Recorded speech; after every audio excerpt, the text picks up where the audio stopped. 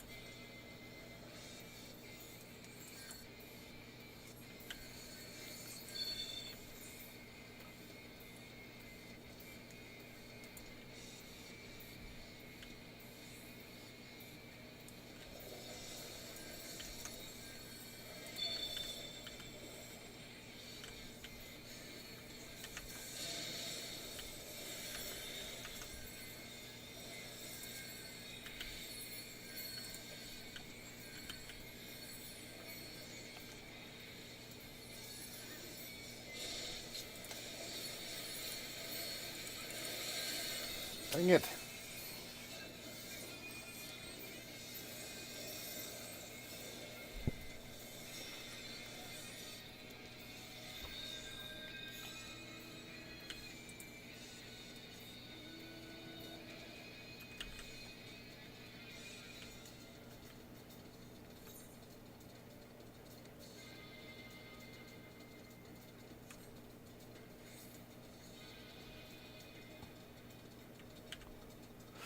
Oh, running dailies. Gotta love it.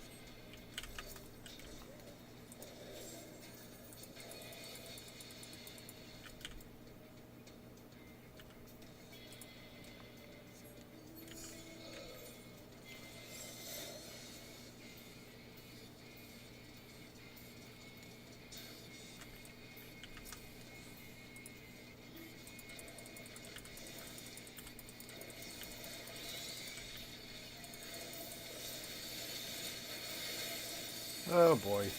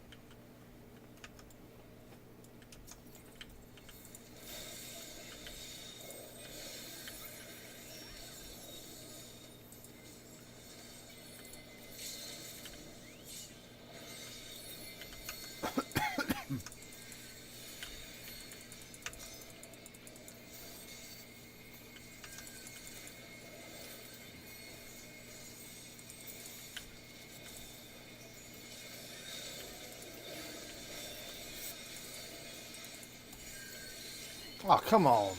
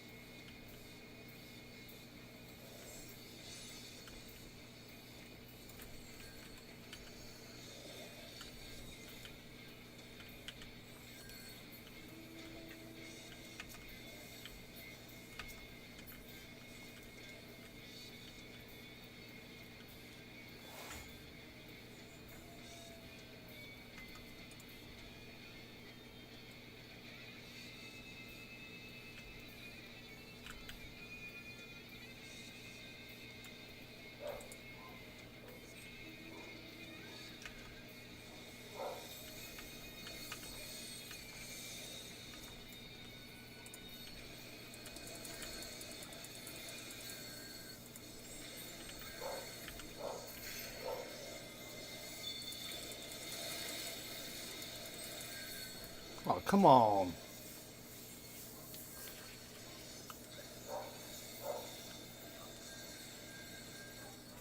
Oh, my shoulder is hurting.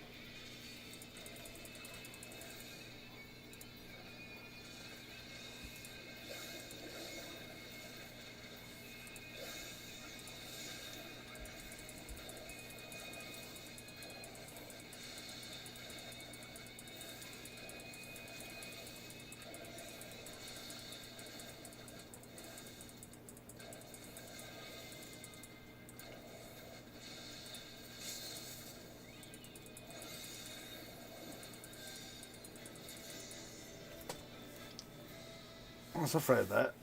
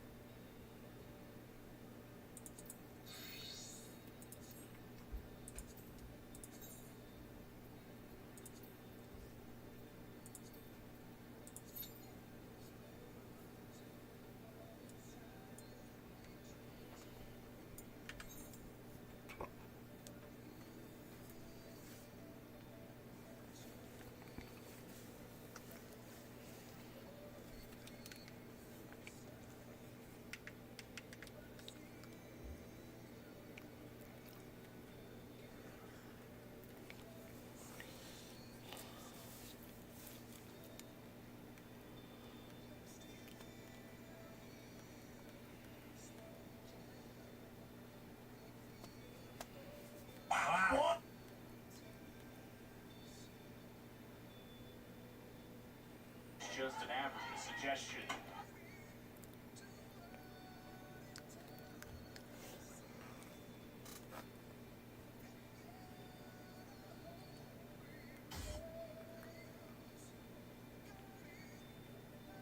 So, this story is...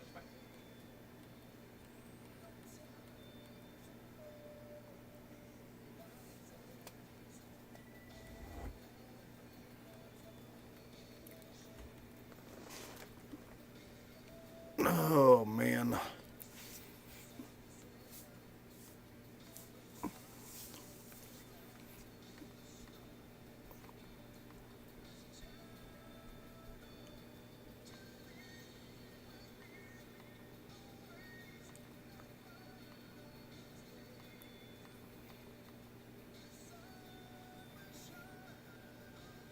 Man, I'm glad we got a chance to...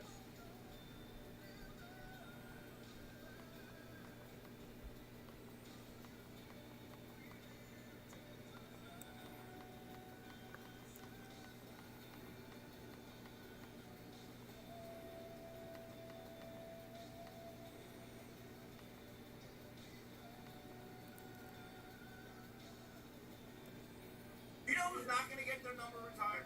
Who? Nico email Liava at 10.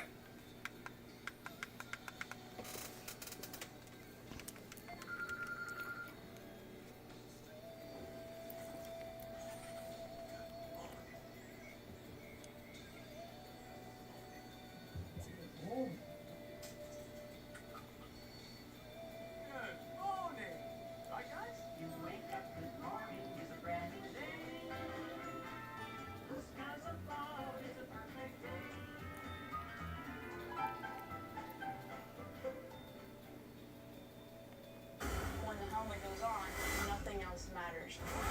Good morning.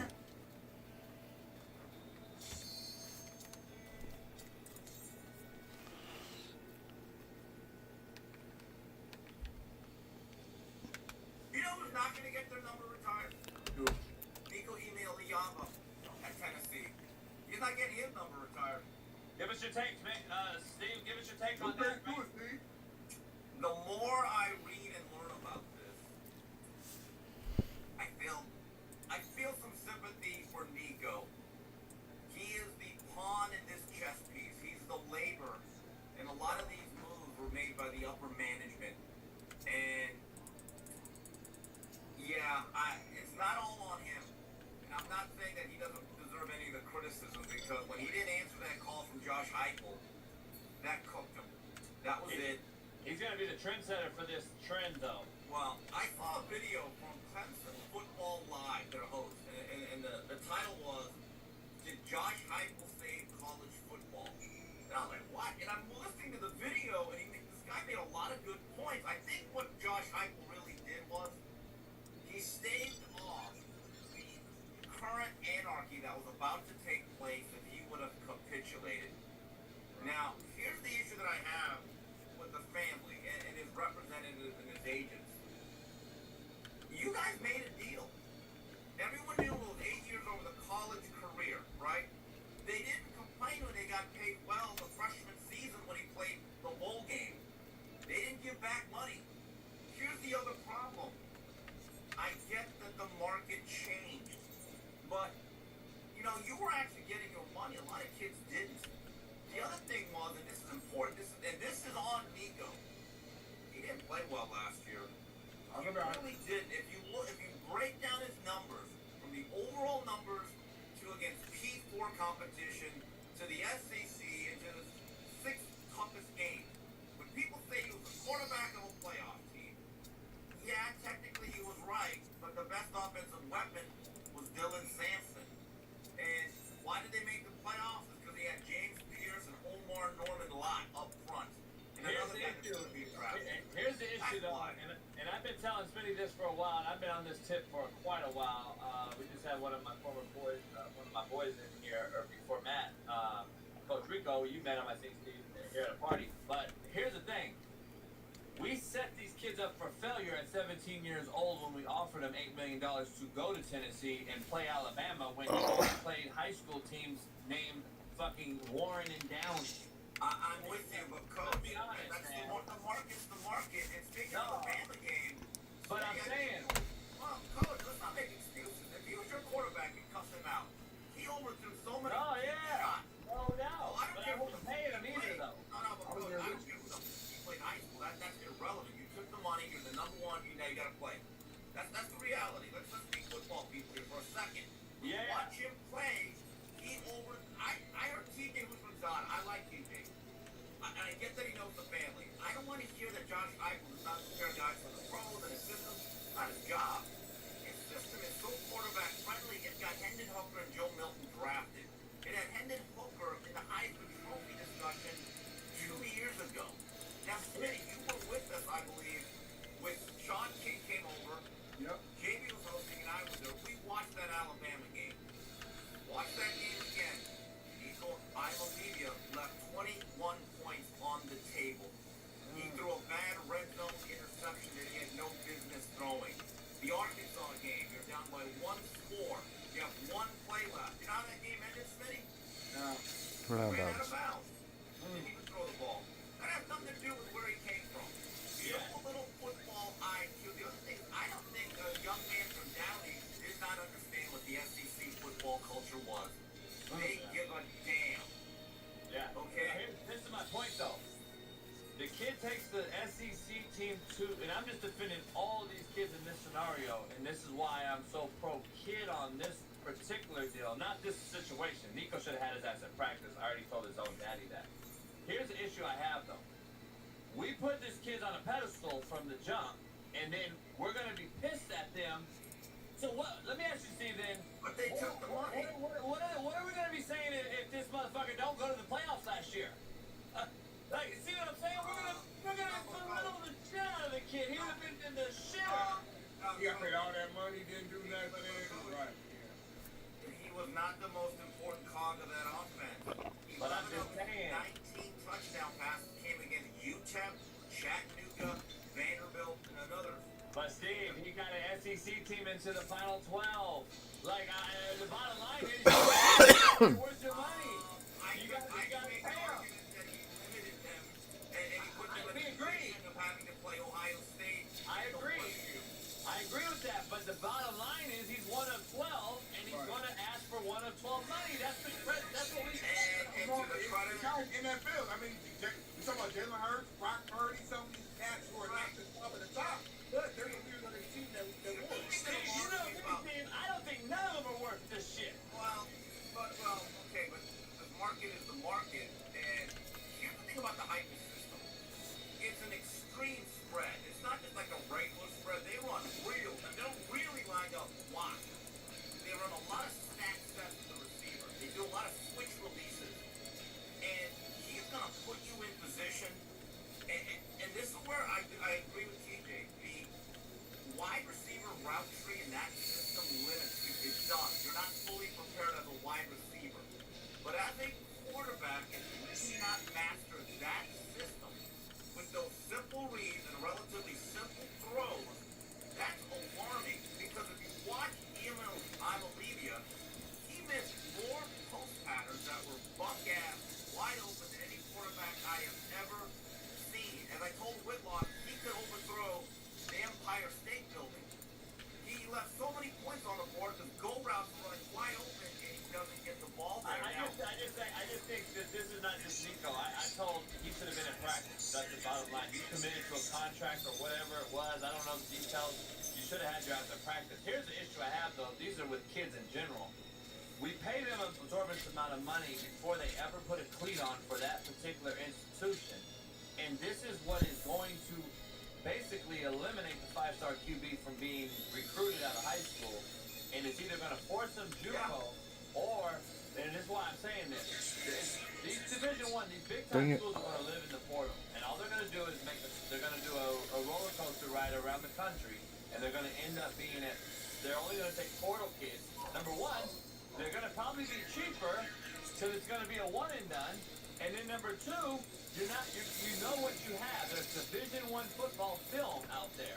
So these high school kids getting paid this much money that we've never seen put a cleat on yet at that level, it's setting these kids up for Well, there is a belief we're better off just going to get the rental. Don't put all your money to a five-star quarterback and any money from Peyton's Insights been saying that for a year and a half, 2 years. If you look at the 2023 top 10 quarterbacks, you know Arch Manning's about the only guy at the third school. Yeah. Malachi Nelson's not there. Jaden Rashad won his third school. Dante Moore was at UCLA for about 15 minutes. I mean, look at that list. And so you're better off actually saying, okay, because you're right, Coach. I don't believe any incoming high school player, there's no NIL there. Who the hell knows them? I wouldn't pay them a dime. Right. You take a look at this situation, but now Tennessee has to go into the portal unless they really like Merklinger, and I think they like him. They didn't like him for this year. And Steve, I've heard and read what you said about the portal, and I think the portal is the absolute. That's the devil in this whole thing. Like, if you eliminate that, you can pay the kids $1 billion. I don't give a shit. I'm not pocket checking these kids money. You can pay them whatever you want if you don't let them leave. If you don't let them leave, pay them whatever you want and make them compete. Make them fucking have to stay there. Go back to the rule that was 5 years ago. You have to sit out a year. That deterrent alone kept a lot of kids there, but look, this is now an inflection point, is what I'm hearing. And I hope the coaches have enough guts to say, okay, we're drawing the line. Let's blackball kids. We have to. Well, that's my point. Is this Dan Lanning setting a new precedent where you see a gentleman's agreement among thieves? Because we're all thieves. Dan Lanning, he obviously agrees with Charleston White. It is good. Yeah. I'm not saying you would like that. Appreciate that. Well, no, that's my point, though. This used to be normal behavior, Smitty. We used to have a gentleman's agreement among thieves, what we called it, because we all stole from each other, but we had a gentleman's agreement like, hey, Steve, Smitty's shopping on you guys, and I'm not going to fucking touch them, but I'm just letting you know so you know, and then maybe that coach told me, hey, JB, go ahead and have them. Or hey man, I'm not touching this kid. Because Steven, you and I actually had this conversation. When is the coach going to say, no, I don't want you, you're not coming here, Nico? Like, that's the problem why this thing keeps resurfacing, Well, because these coaches are taking these cats. there's no doubt because we are enabling that, or they are. And oh boy, I've actually heard that there's a chance that Nico may end up in a lesser school for less money. Sure. I And I'm like, guarantee you, wow, for a nil. that didn't work out well. I love what Mario Cristobal said after our spring game. We got a video too, Steve. Oh, Mario. I haven't heard it. I Yeah, haven't. it's worth it. That's good. Not any hesitation. But he wants to stick in that. I think it's the best player in the world. If they want to play a hold out, they might as well play get out. They want to do that. I don't want Miami to become that. Too many guys that are sweat, bled, and have played on the line on that field. They have to become that kind of player. Want to play hold out, not to play. Woo! Oh, Mario! You are acting like a great American and a serious football coach. And you know what, Steve? What we're doing is we're just doing what we used to do forever. We're so numb to this now. This is being some sort of like outside the box thinking. It's really normal shit to me. I would never like that. Now, here's my message to Coach Cristobal. Number one, now we got to stand on that. We cannot capitulate. We got to live with this. Blood in, blood out. Now, full transparency. It was the spring ball of 2023. We had a new coordinator, Shannon Dawson. We bring in the air raid. Tyler Van Dyke, after a rough 22, looks pretty good on a Friday night. I think, okay, it's going to work. Several days later, Andrew Van Dyke, who was one of the first big money NIL deals I think Miami ever really did, he started going shopping. And then he was linked to Alabama. And I'm thinking, wait a minute, we went through all the spring ball, we participated in the spring game, and now you're basically, I don't say holding us for ransom, but you're holding us for ransom, and then Miami, a collective, and I know some people that were involved that had very harsh feelings over this. They never really liked Tyler as much as this after all of this happened. They had to re-up his deal. And I really believe in 23 that when he started to implode, and I thought we should have pulled him, I've always thought, are we only keeping Tyler Van Dyke because we paid him a lot of money? Is it just a pure business decision? I think Cristobal learned something that day. It was a very key moment for him, and my hope is that as a program and as a leader, Mario stands on those words. I hope other coaches follow that example. No doubt, no doubt. Yeah, it's interesting, man. We're in a slip.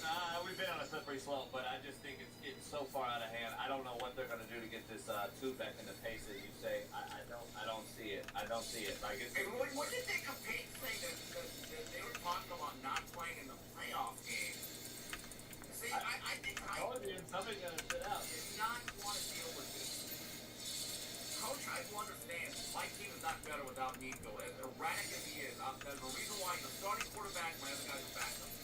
What he did not want was to wake up every day for the next 2 months, having to take a phone call. Hey, the father's on the line, or the agent's father, or the cousin to the brother, the guy that cuts the hair of Emil Liama's father wants to talk to you. Oh, you know that last thing that we agreed upon? Well, we need this. I think he just said, let's cut it. I also heard there's rumors coming out that I know basically saying he wasn't fulfilling the collective. No, he wasn't. No, he wasn't showing up. So that's here's my point though. That's wrong, man, with it. Like, This is why you take out the transfer rule and you take out the portal. Yeah. And it eliminates all this noise. And I'm even saying now even be more harsh to get this thing kind of rallied back. Don't even give them a sit out. No transfer unless the coach that recruited you leaves and you get a one-time pass. You can transfer if the coach recruited you leaves. You can either follow him or go somewhere else. But don't allow him to transfer and even sit out, because when is the collective going to tell the school and the coach, hey, fuck you, I'm fucking done. Well, that's what happened in Tennessee. What I have read and what I have been hearing on various podcasts, shout out to UT Nation, they think there was a group of boosters that said, hold on, we've been pushed far enough. And I'm going to be honest about it. Nico would have played like Keith Schuler in '93, or certainly like Peyton Manning after '95, he would have gotten a bump. He would have gotten a natural bump. When I look at the history of Tennessee quarterbacks, and you look at Condrick Holloway, a pioneer. You look at Tony Robinson, who would have been the college version of Randall Cunningham if he didn't run into issues. You certainly have Manning, Schuler, Casey Clausen, Eric Ainge, guys I like. I don't think that Nico played at that level of any of those guys. I really don't. He's been so many throws. Even Helton. What was the name of it? Peyton Manning is a baseball player. Well, Helton was more of a baseball player. I actually saw Helton. But he was a big-time high school kid. He was a southpaw, and I remember in '94, I went to the UCLA Tennessee game. It was the opening weekend, and UCLA had J.J. Stokes, and Tennessee had this dual-threat black quarterback that everyone loved. He was a true volunteer. His name was Jerry Colquitt. Oh, yeah, Colquitt's a kid. That must In his third play of his senior year, he waits 5 years to start. Yeah, got hurt. Second or third play, he blows out his knee. One of the saddest things. That was Peyton Manning debut, right? And so what happened was, so Fulmer makes a decision. We're going to bring in Helton. And I'm thinking, okay, well, I don't know what this guy's ever going to do. That was a true freshman year of not only Peyton Manning. Tennessee brought in another quarterback and ended up going to A&M. His name was Brandon Stewart. They were both top 10 quarterbacks. They went to the same school. Would never happen today. So they can't move the ball with Helton. And all of a sudden, the Tennessee section starts buzzing. Oh, here comes Manning. Here comes Archie. Well, I don't know if he's going to be any good. And then Palmer hands off 3 times, 3 and out, and we never see him again. Fuck. Hey, that's the thing, Smitty. That's why the old school, back to this whole thing about respect and Draymond Green. Peyton was on the sideline, waiting for his turn, dog. Nowadays, shit. Not saying Peyton would, but these cats now that are 5 stars, have 5 stars, they're out of there. And I just don't know if you can do it It's anymore. a different era, different power. Yeah. Peyton and them couldn't do that, so it's just a little different. But my last thing before you move on is I'm with you guys. Listen, if I'm a player in today's era, I think I would be a realist. To Steve's point, I would look at what I did in past season. And I would look myself in the mirror and say, you know what? I wasn't good enough. I wasn't good enough to go in here and demand more millions of dollars. Did I perform at a level that deserves more millions? No, I didn't. So I'm going to be thankful that I got this agreement that I already signed. I'm making this money already. I'm going to get better this offseason. And then But Darnell, that is a very, very good way of looking at it. What if someone offered you a lot more, though? That's the issue. Chris Rock once said the philosopher Chris Rock, a man is only as faithful as his options. Well, someone always do a lot more than I know. My head coach said, hey, coach, man, you know I love Tennessee. I'm just being real. So-and-so offered me $4.5 million. Now, listen, I'm going to stay, but that's $4.5 million. That's what's happening, though. Conversation. That's what's happening, though. That's called a negotiation. Well, all right, so that means somebody lied to me go in, right? Is that what we're saying? I don't know. Or someone didn't tell Nico, look, Smitty, to be fair to Nico, he may have not known about everything going on with his own career in life. I'm just telling you, the more I examine this, the more Tennessee volunteer guys that are on the boots on the ground talk about this, they actually think, look, they're not all off on Nico. They think a lot of this has to do with the adults. And this is the bad part of what they're saying. You know, most teams aren't even doing a spring game. They're certainly not televising it anymore. They do not want to advertise their underclassmen to be coached. I think that is sad. Why do we need a second transfer window? Get rid of this thing. Do a transfer window in late December, and then that's it. That's it. It's unbelievable. Nah, it's unbelievable. Here's the thing. I gave him and his dad shit years ago when I saw it on social media because he was the #1 QB in the country, blah, blah, blah. And he was out there in 7-on-7 out here at Poly in pajamas. And that was the first sign. And I'm like, what are we doing? This is the new thing, man. This is our social media. I'm saying, bro, it is weird. I don't think Tennessee was ever a good fit culturally, because not only just the distance, but one of my favorite Miami road trips I've ever taken. This is years 2002 NB National Champs. We go into Tennessee in November. For some reason, we had an SEC non-conference opponent in late November. When you go to Knoxville, everything is University of Tennessee volunteer-centric. You see the power tee everywhere, orange everywhere. I mean, they live for this stuff. And I don't know if people understood this, being from out here was much more casual. When you are the starting quarterback of the volunteers, Shoot. you are among the three or four most popular and well-known people in that state, more than any politician, more than any entertainer. And I don't know who was ready for it. When you're bowing out of autograph sessions and other appearances, that's a bad thing. No, this is why I'm so anti against paying them like this. I'm all for paying the player. We should get paid. And I say we, because we never got to get paid. And I talked to David Daniel yesterday about this in specific, and we're like, we're pissed because we didn't get the opportunity, but we're happy for these kids, but not in this manner. Like, this is not the way to do it. Here's the reason why. This proves my point on why. Before, when it was just recruiting and relationship building, you better have a hell of a buy-in and sell me as the coach that you can come from inner city LA to Knoxville.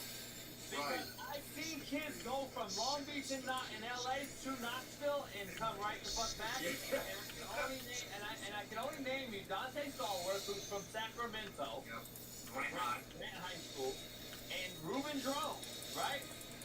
Is that we ended up going back to Oregon. Also from Grant.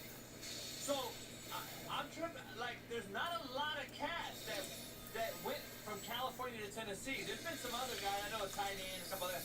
They don't. It's a different world. It's just like Knoxville kids coming to LA. They rarely do. They rarely do. Come on, man. I remember game day. All those Miami fans tailgated. We're going down Cumberland Avenue, which leads them to Neyland Stadium. What a scene. Yeah, beautiful. When they say it's different in the SEC, it absolutely is. And the people are great. Really nice. You get hassled. People are very, very friendly. But I'm just telling you, when you are a Tennessee volunteer and you make a mark on that program and you behave the right way, you will always have someone to help you out, whether it's a job referral, helping you out on the side, if you need a favor. You got to play the game the right way. And as soon as there were reports on Friday, by the way, shout out to Pete Nakos. You had a hell of a week. Pete Nakos, you got up to the estimation of a lot of people the way you're reporting. You nailed that one. As soon as that happened, I said to myself, no, you better play like Peyton Manning if you're going to be the volunteer quarterback next year now. You walk. Steve, this is why you don't pay freshman QBs. I'm with you. Or any freshman at all. Like, here's the issue. Yeah, my point. I'm sorry. Yeah, that's what I mean. But I'm just looking at, and I meant freshman, but the quarterback is disgusting. I'm trying to figure out why that wasn't the precedent, because that would even have changed this whole landscape. If you just said freshmen have to earn this dollar amount first, and that means you may sit a year, son. You may sit a year, son, because we got a guy already here. Like, to me, that's... Coach, I actually think in your position, let's say there's a 5-star running back. You think he's going to be the next Herschel Walker, Bo Jackson. You give him this exorbitant deal. But you find out, this is what a lot of kids find out at the next level. If you can't pass pro, you got to go. You can't play the kid, right? But if you're paying this guy more than the rest of the room, and all of a sudden the boosters have put up that money, they're going to tell you, Coach, Johnny High School, what's going on here? What else? And then you have to say, well, hey, Bubba, you want your quarterback killed that's getting even more money? Yeah. Well, that's the thing, though. This guy couldn't block his own shot. That becomes internal pressure. Why aren't you playing this kid? Easy. This kid doesn't know how to play football at this level. But when you pay a freshman right off the block, I think redshirting becomes no option. You're not allowed to do it because the boosters are going to say, hey, Coach, we're not paying you to sit out. Here's the problem, Steve. We're going to eliminate walk-ons, though. We have a big problem. We have a big problem. Like, you can't... to your point, you're not going to be able to do what you're asking, though, without the red shirt, with a walk-on being eliminated. You're going to have a lot less practice squad bodies, and you're going to have a lot less. And it is. Well, Cody, aren't they racing already? 105. Yeah, the whole thing is fucked up, man. Say hello to Zaxby's Southern Fried Shrimp. You can shrimp it on a salad, shrimp it with fingers, or shrimp it in buffalo sauce. At Zaxby's, there's no wrong way to shrimp. Who's got the sauce? Zaxby's. The Silverado Trail Boss. And a little work. And a little play. And a truck that says no to nothing. And Chevrolet. Together let's drive.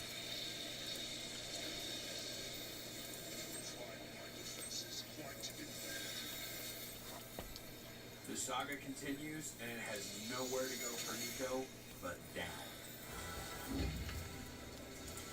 You are Locked On College Football with Spencer McLaughlin, your daily podcast on all things college football. Part of the Locked On Podcast Network.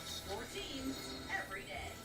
Welcome, everybody, to another episode of Locked On College Football. I'm your host, Spencer McLaughlin. Thank you so much for making this your first listen or your first view every day part of the Locked On Podcast Network, your team every day, and your daily source to stay up to date with the biggest stories in this, the greatest and craziest sport on planet Earth. Has Colorado improved in the portal? And some thoughts on a couple of former five stars who are not going to make it. Is Nico Iamaleava one of those guys? That depends on how you define make it.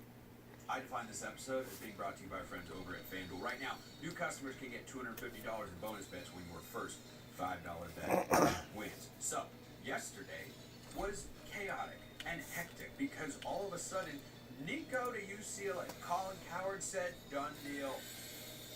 Other outlets picked it up. Oh, it's happening. See, Cowherd said it over here. Yep, he's going to UCLA.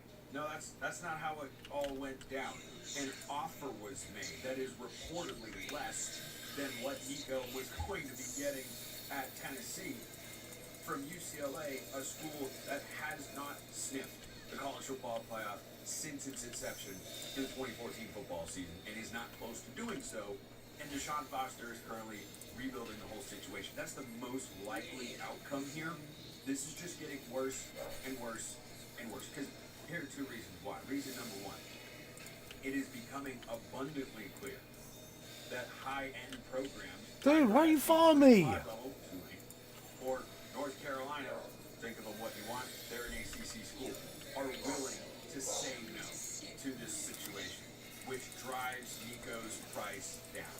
The longer this goes on, the less leverage he has, because the fewer options he appears to have. This is a monumental moment in all of college football, where schools and coaches across the country... Did you see what Fran Brown said over at Syracuse the other day? He said, we're not paying a receiver $2 million, and his leading receiver, one of them from a year ago, is in the transfer portal now. He's like, no, we're not paying $2 million for a wide receiver. Fine, that's not what we're about. We're going to give you plenty. This is what I'm talking about with a snowball effect. So financially, the offers are not going to get better for Nico, number one. Number two, the caliber of school that's going to come in and offer him is also just going to decline. This whole ordeal, I just thought of a third reason too.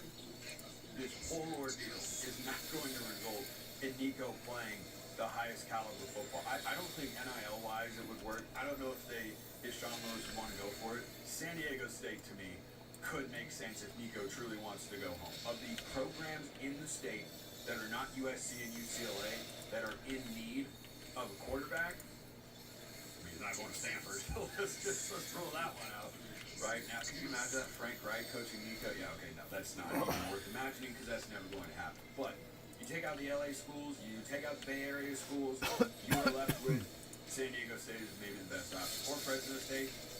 But playing in the Group 5 ranks, if you're getting anywhere close to the $2.4-ish million you're getting in NIL at Tennessee, no, it's all just going way downhill. The third thing that I thought of as I'm recording the show that makes this just a continually worse situation for Nico is his image has been permanently tarnished, and he has to undergo a serious reclamation project.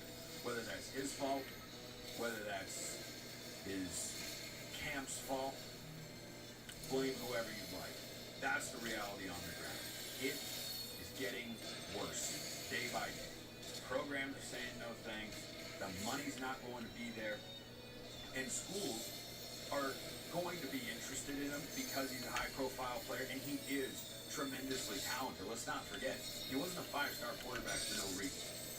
He started this past year at Tennessee, and he had a good enough year to get into the playoff. Did he reach his full potential? No, he's not there quite yet.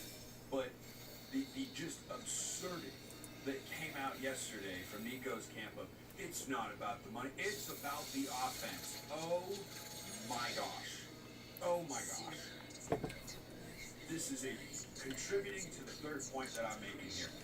The idea that you suddenly want to claim it as, nope, wasn't about NIL at all.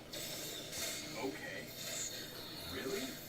Then why were there reports? Was it all right with every reporter that said he's looking for a bigger NIL deal? Were they just all lying? Because if so, that'd be a heck of a story.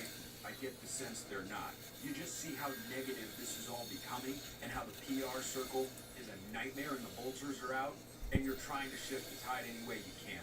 And that quote that was flying around yesterday wasn't about the money. It was about Tennessee's offense. They didn't have enough receivers. Like, you gotta be kidding me. Squirrel White, Dante Thornton, that wasn't good enough? Really? Dylan Sampson at running back, one of the best in the entire country. The offensive line wasn't good enough. We didn't like this system. Wait.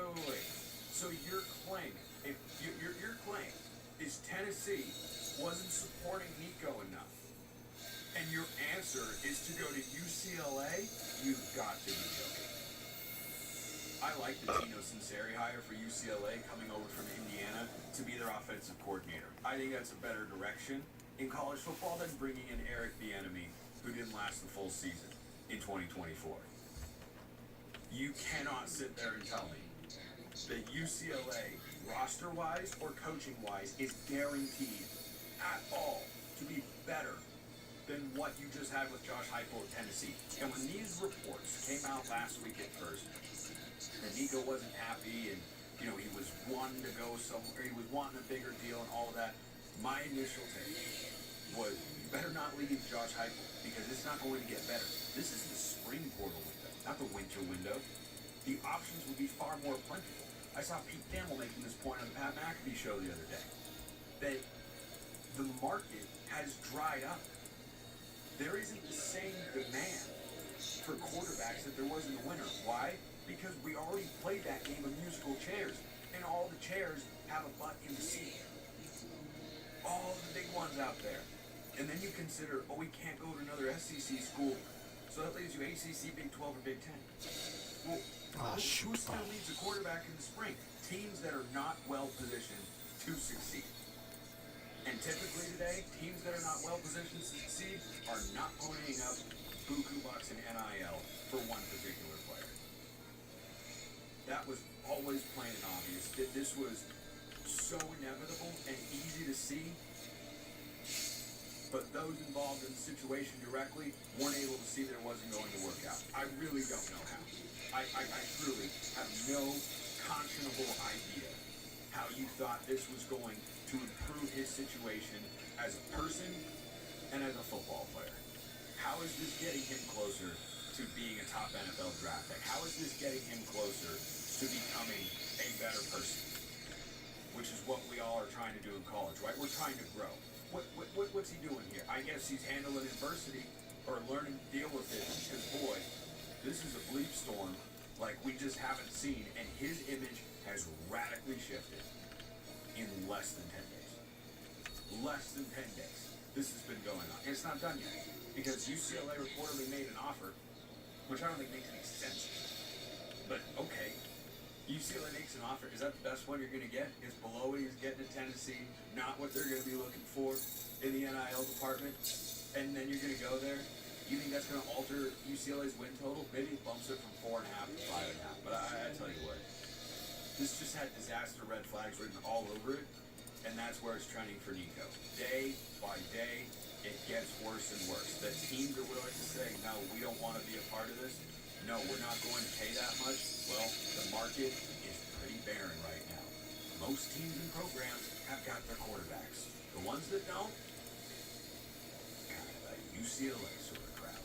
So, let me know your thoughts in the comments below. Hit me up on Twitter. All that good stuff.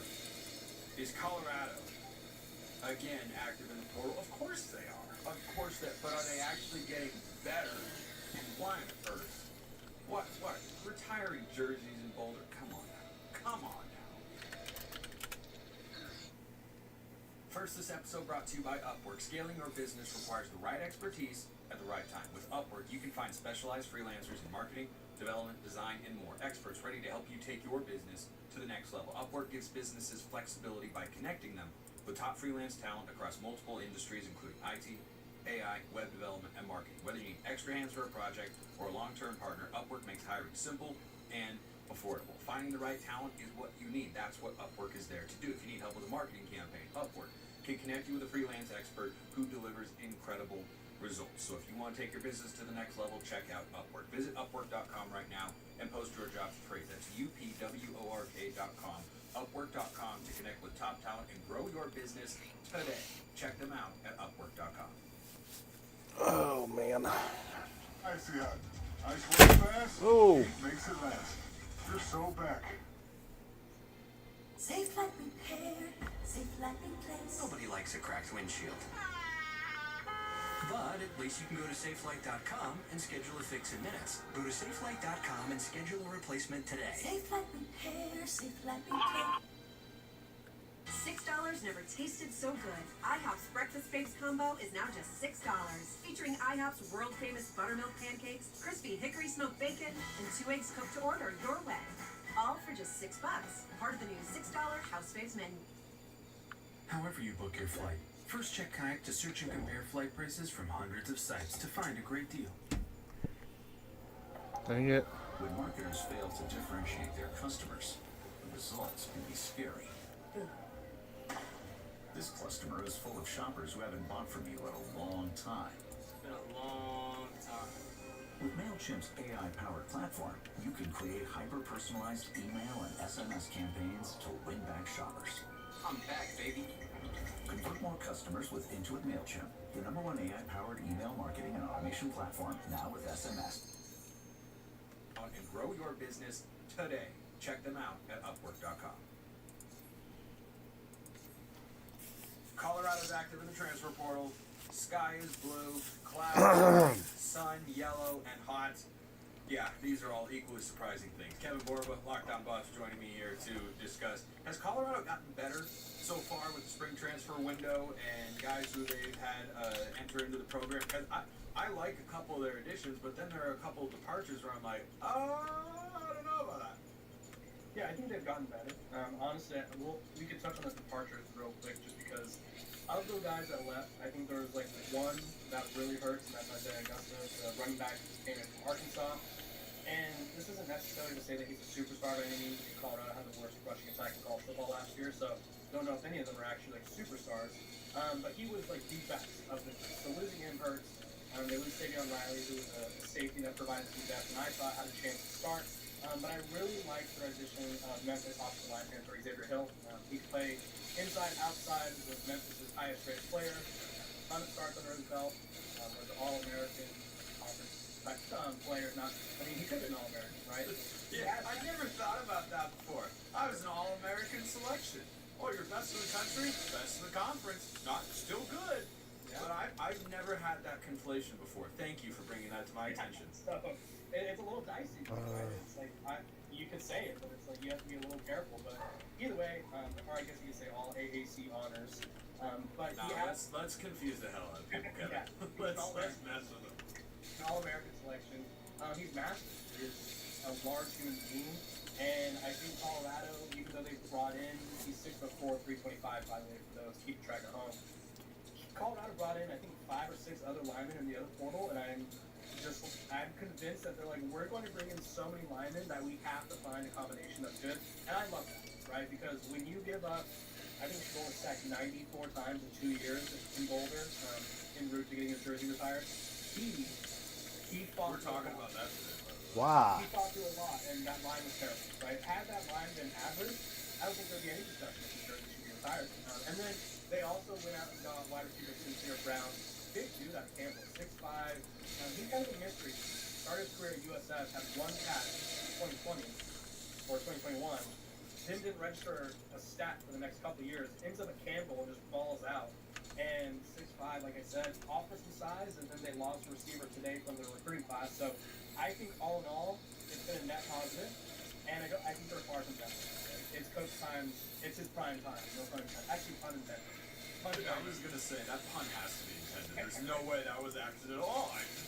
I just slipped it in there. It slipped out. You know, I just said I didn't know. But I look at what Colorado's done in the portal in the last couple of years, and I expect this every single cycle, winter portal cycle and spring portal cycle, because this is what they do. They have not leaned heavily into high school recruiting. They are building primarily through the portal, and you can think that has limited upside, but it's hard to argue with the results that he's had. Like, if you took away all the offseason chatter about Deion Sanders and all the stuff off the field and non-football, and you just looked at, hey, he inherited a 1-11 program with 2 winning seasons in the last 20 years, and he went from 1-11 to 4-8, from 4-8 to 9-4. You'd say this is an upward trajectory, and that he's doing the right things. He's got a contract extension, of course, as a result of that. So I understand why he's continuing to go down this road, being so heavy in the portal, because, well, I mean, this works so far. Now, there's a slight difference when you're in this situation and you don't have a top 10 pick at quarterback and the number 1 player in his class who goes on to win the Heisman Trophy as a receiver and corner. When you don't have those 2 guys who are a big part of what you did, that's now a measuring. That makes this somewhat of a measuring stick sort of year. Like, okay, what you got? I think for that reason, Colorado is a slight pullback team. I don't think Deion is incapable of succeeding without them. I just think those 2 guys were so heavily involved, and they were such a big part of what Colorado did last year. I don't think they're going to be able to get to that 8-9 win threshold. I think that's going to be tough. I don't think their schedule is super easy. They've got to play Georgia Tech, who's a really good team, and they're going to be working in a new quarterback, whether that's Juju Lewis or Caden Salter. So I think that they've done some nice things in the portal. I talked about Sincere Brown on the show a while back when he first entered, and thought, this guy's kind of an intriguing prospect, bit of an unknown. I don't think that they have brought in such a haul of talent, though, that you feel, oh, I mean, no Shador, no Travis Hunter, they're fine.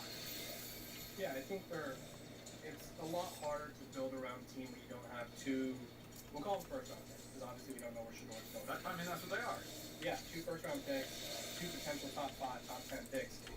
It gets difficult, but at the same time, I like the progress they've made in the portal. It seems like there's an actual method this time around compared to the very first 4-8 experiment, where it's just like, take anyone that breathes that has interest in Colorado. Now they're being selected, and I think that's going to work in their favor.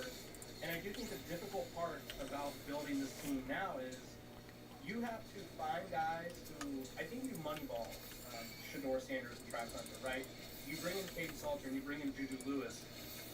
You're doing so hoping that one of them is going to be really good. So that way you don't have to sort of have an implosion at quarterback. Travis Hunter, you have to moneyball the hell out of him, right? You don't get to just replace a top-tier corner and receiver easily. Right? You got to recreate him in the aggregate. That's what you mean by Moneyball. Yes, correct. You need someone who gets on base. Yeah. What does he do? He gets on base. But yeah, I think the combination of having a method works, right? They're going after experienced guys, some of them with extra eligibility, which makes it a little bit of a long-term investment. And then I think Deion Sanders, like you said, winning games, I also think that helps, right? I think there's no more mystique, there's no more mystery to, oh, does this work? Because guys want to play for Colorado, and they have wanted to play for Colorado, but there's always been 2 holdups. One, does it really work, or is it just like a fluke? And 2, is Deion Sanders going to stay long enough for me to be a part of it? And so Colorado's answered both of those questions this offseason and this past season. I think we're going to see a lot more from them in the spring portal, because there's a lot of big names out there. One of them who just came off the board was Nico, UCLA apparently. Is that breaking as we're recording this segment? Breaking news. Because Colin Coward had tweeted that it was. It's from him. It's a done deal. I thought it was something. Okay, yeah, okay. I was wondering if we were breaking a little news. Yeah, peek behind the curtain podcast segments get recorded all over the place. But we have to close with this. We're talking Colorado, Kevin, because I'm just every time I start to get in the camp of people are criticizing Dion too hard. He's he's a good guy. He wants the best for the kid. I think he does have those qualities, but Shador and Travis having their numbers retired is crazy. That's crazy. It's just it's such an epitome of why people don't like Colorado, and Dion doesn't care. He doesn't need to. Fine, but when you wonder, if anyone ever wonders, like, man, why do people hate on Colorado? This right here, you're retiring the two numbers of, yes, a Heisman Trophy winner. Tim Tebow's number is retired, by the way. Tim Tebow, one of the biggest names in the history of college football, who also won a national championship, doesn't have his number retired at a program bigger than Colorado and more famous than the Buffs, historically speaking. But Travis and Shador, I mean, 9-4 and hang it in the rafters. What are we doing here? Yeah, I think this is a complex situation, right? I talked about this on my show, and I'm very lukewarm with the situation because one, if we're being honest, I don't think anyone's upset about Travis Hunter's jersey being retired, right? He is a generational college football player. I think we all agree. It's very rare that you see someone. I mean, it's never happened, at least in our lifetime, and when football helmets have face masks, it has not happened, where someone has played receiver and corner, offense and defense, and dominated as much as he did. He wins the Heisman, he wins 8 major awards, right? Travis Hunter is legitimately a college football legend. I don't think you can tell the story of college football without Travis Hunter. I think where most people are upset about it. Well, okay, you said about any Heisman Trophy winner, and I can very a lot of Heisman Trophy winners don't have their numbers retired. I could tell the story of college football without Jameis. I could tell without Mark Ingram. I'm talking about guys. How do you? Wait. Jameis won a national championship at Florida State. I mean, I'm just you're not gonna if someone's give me the highlights of college football, are you gonna be like, there was this guy Jameis Winston back in the day? Who are you more likely to bring up, Travis or Jameis? More likely to bring up Johnny Manziel than either one. What's your point? Another good one, right? Johnny Manziel probably should have his jersey number retired. He doesn't have his jersey number retired in Texas A&M, I don't think. Here's the thing. Let me get back to it. I think most people are upset with Shador's number being retired, and I get that.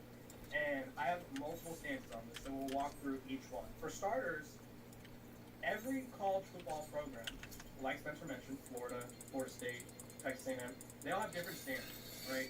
It's not a universal hey, if you win this amount of games, win this amount of awards, and you do this at our program, you graduate or whatever, you'll get your jersey retired, right? Not every program has that. Some programs have retired legends, and some have not, right? Tim Tebow, Graham Mertz scored his number last year, right? Graham Mertz. No disrespect to Graham Mertz, but Graham Mertz. Joe Burrow, Joe Shiesty, has not had his number retired at LSU. He is generationally, I think, one of the best quarterbacks we've seen, and no retirement there, right? Other guys have walked through college football, had their numbers retired, and then there's been a guy like Philip Rivers who had a very solid career. This guy on Twitter attacked me because I compared him to Shador, and Shador statistically has way better numbers than Philip Rivers, but Philip Rivers' number was retired while he was active. He was in shoulder pads while he got his number retired. So I think there are different standards for everyone. I think in terms of Shador getting his number retired, the part that most Colorado fans have outraged with is there's Darian Hagan. There's a bunch of legends that have come before him, Cordell Stewart, that have not had their numbers retired. And I think the hard part about this is that's on Colorado, right? That is not on Deion Sanders. Now, Deion Sanders could say, hey, retire their jerseys, but now it's just a little too late for them, right? That's been on Colorado. They had all this time, right? Rashad Salam, everyone remember him, the Heisman winner for Colorado, didn't get his jersey retired until he died. He died. It was 20 years later. That's on Colorado for not recognizing him sooner. So you have to blame the program. Don't blame, and this is the hard part about it, people are blaming Shador and Travis as if they petitioned for this and said, hey, I'm starting to GoFundMe to retire my jersey. They didn't do well. I mean, if they didn't want it to happen, I imagine it wouldn't happen. Right, but I just think they both changed the trajectory of the program. You can no longer talk about Colorado football without talking about them. And it's one of those things where they are legends for Colorado, and to Colorado that means something. Does it mean the same thing at Texas? Probably not. Does it mean the same thing at Ohio State? Yeah, okay. All right. I hear your point. Up next in jersey retirement, Sam Levitt at Arizona State changed the trajectory of the program. Baby. Yeah, Cam Scatterville. Yeah, those two guys are next. Micah Hudson is not next for a major college football program.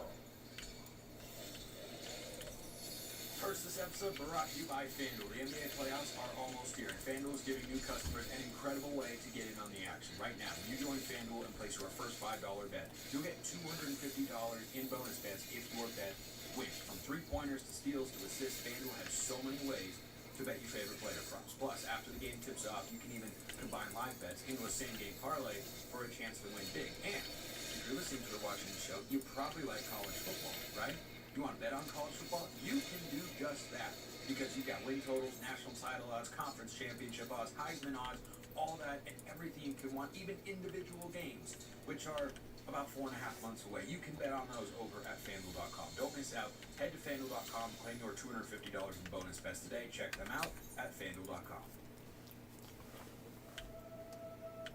All right, here's another big name that has turned into a disastrous situation.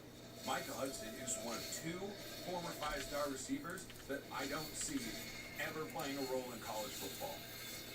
Not in a significant way. They're not going to be playing for teams that you want to watch on Saturdays this fall.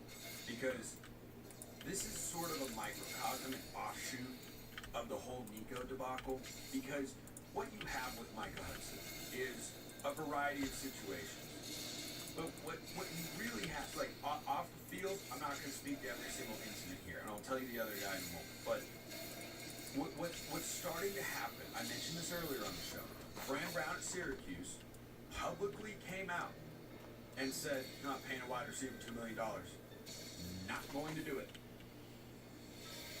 Then Tennessee was the first to say, yeah, we're not paying a guy for it. We're not just going to give it just because you're talented. I think this is overall good for the sport. There are going to be some sacrificial lambs in this regard, but I think you are going to see a double and tripling down from college football coaches across the country when it comes to mega talents. That if you are a headache, we're not putting up with it. Some coaches have always been this way, but I think in the transfer portal era, what you have seen is a tendency for teams and programs to maybe take a chance or a flyer on a guy because, well, he's talented and we got to win games. No, I think we're seeing a course correction here. So my prediction is Micah Hudson, as a former five-star receiver in the 2024 class, never played meaningful football at the Power 4 level. Same goes for Jonte Cook, who couldn't figure it out at Texas, goes to Washington, some off-field incidents, no longer with the program. These guys coming out of high school, all the talent in the world. But I think teams are shifting towards the Fran Brown approach to, now we're not paying that much for one particular player, wide receiver, or the Tennessee approach, no, we're not going to just cave in here. Or, frankly, what Jed Fish at Washington said with regards to Jonte Cook. I don't know about anything he said publicly, but the message was loud and clear. Yeah, you're incredibly talented, not going to put up with the headache. I think coaches and administrations get fed up with all that sort of stuff, and they want guys who are going to be positive contributors to the locker room. And overall, I think that's good for college football. I think that's good for kids to be wary of, hey, I can't go in and act like the man, make demands, and do whatever I want. No, I have to go and be a good teammate. I have to be responsible. I have to be a contributor to the program and understand I'm part of the whole, and the whole is not responsible to cater to me and all of my needs. So this saga has gone on. If you don't know, by the way, he was, I believe, the highest rated wide receiver commit in the history of Texas Tech football for 2024. Didn't do a whole heck of a lot his first year. Goes to Texas A&M in the winter transfer portal window. And then it was announced he's no longer with the team. I think he's just going to be hanging out there. He could be playing Group of 5 football. Heck, he could be playing FCS football by the time August and September roll around.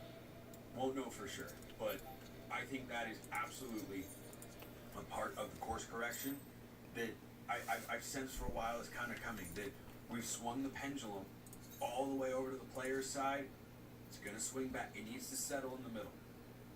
It needs to settle in the middle. That's the best place for college sports, that you have a healthy dynamic between organizations, teams, coaches, athletic directors, schools, whoever, acting in their own best interests while not taking advantage of the players financially, giving them a piece of that, while also the players understanding, hey, I'm still coming here to be a part of the team. I'm not coming here to be my own sideshow and just do whatever the heck I want. I think that course correction is starting to get rolling. And guess what? I'm here for it.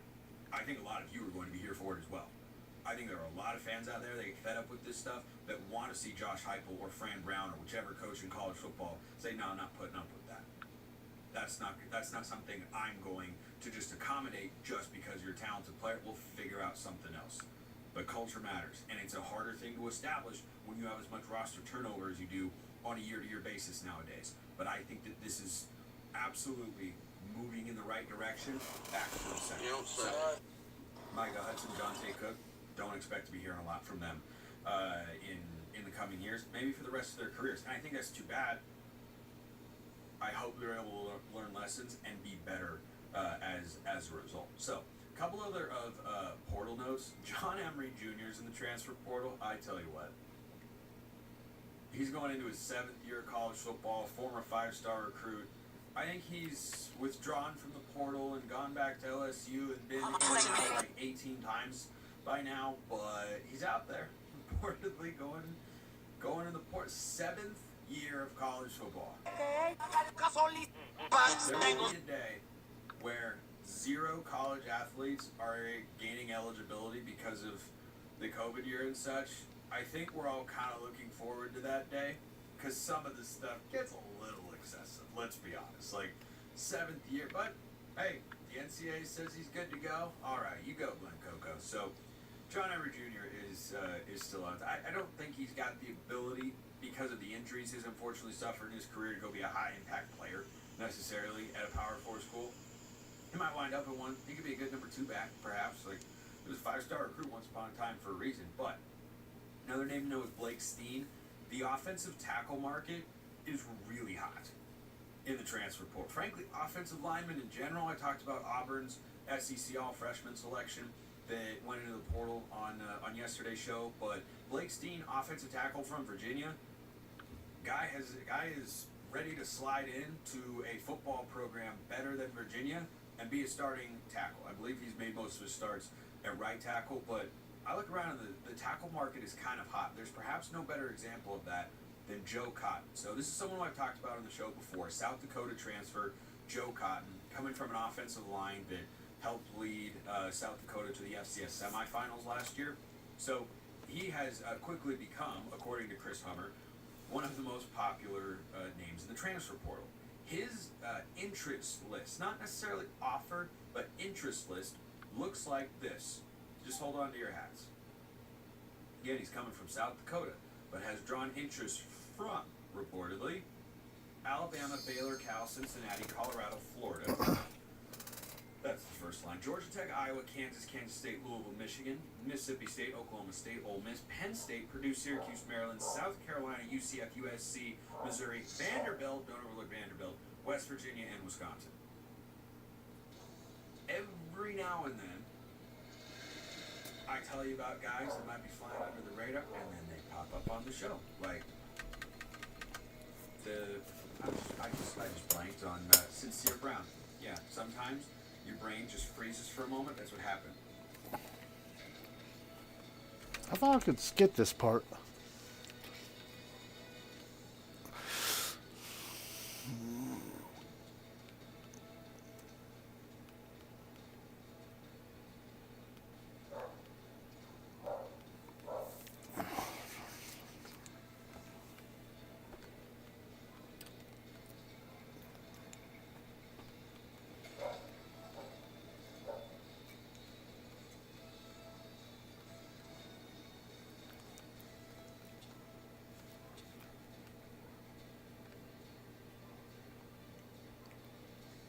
There it.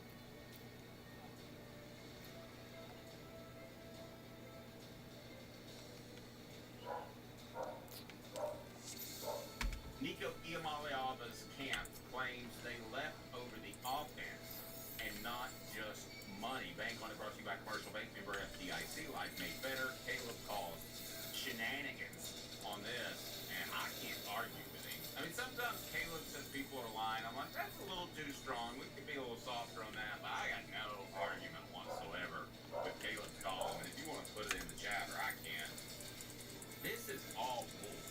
And this is all PR, Caleb, by the Iamaleava family. Some front row sports or some stupid thing said a family member. Good Lord, I could go in his family and find a neighbor, and that'd be a family friend, and get a quote from him. And what do you think they're going to do, Caleb? They're going to back their neighbors. So there was some report that it was all about personnel, or it was all about the scheme.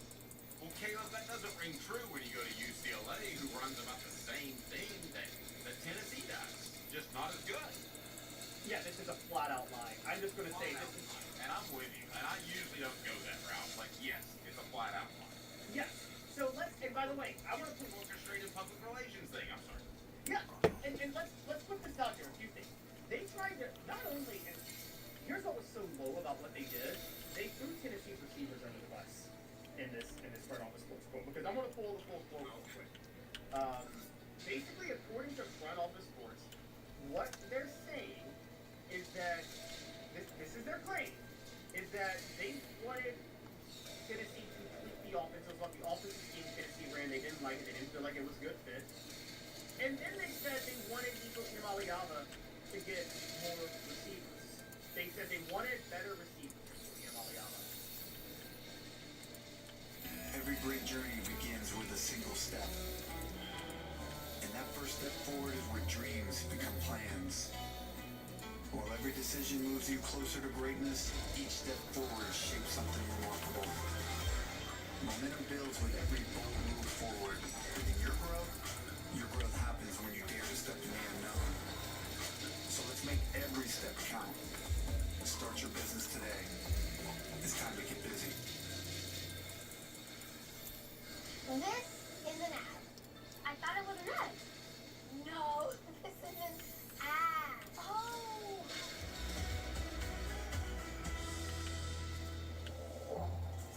Hey there, and welcome to the Disney Princess Club.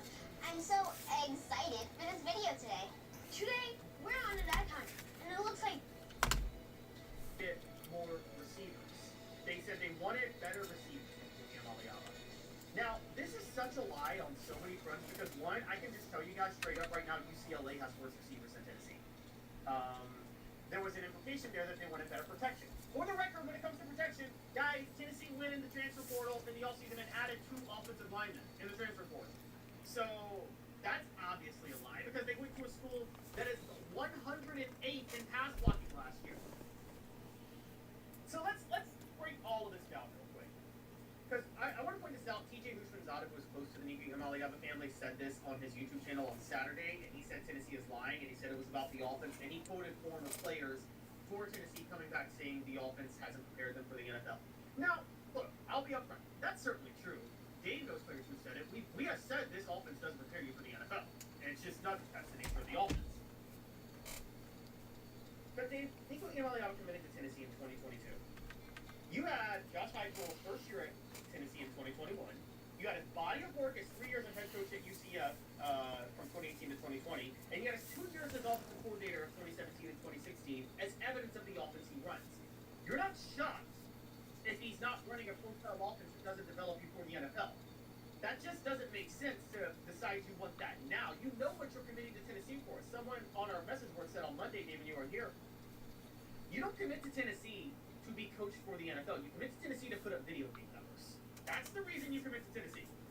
And Nico saying it was about the Nico's camp saying it was about the offense. One, it's a lie because they wouldn't have ever committed to Tennessee to begin with if that was the case. And 2, and more importantly, they wouldn't have transferred to UCLA because the other point about this with UCLA, poor pass protection. If it's about help, they have worse receivers. If it's about the offensive scheme, a first-year offensive coordinator who ran the spread at Indiana, so they're not preparing you for the NFL either.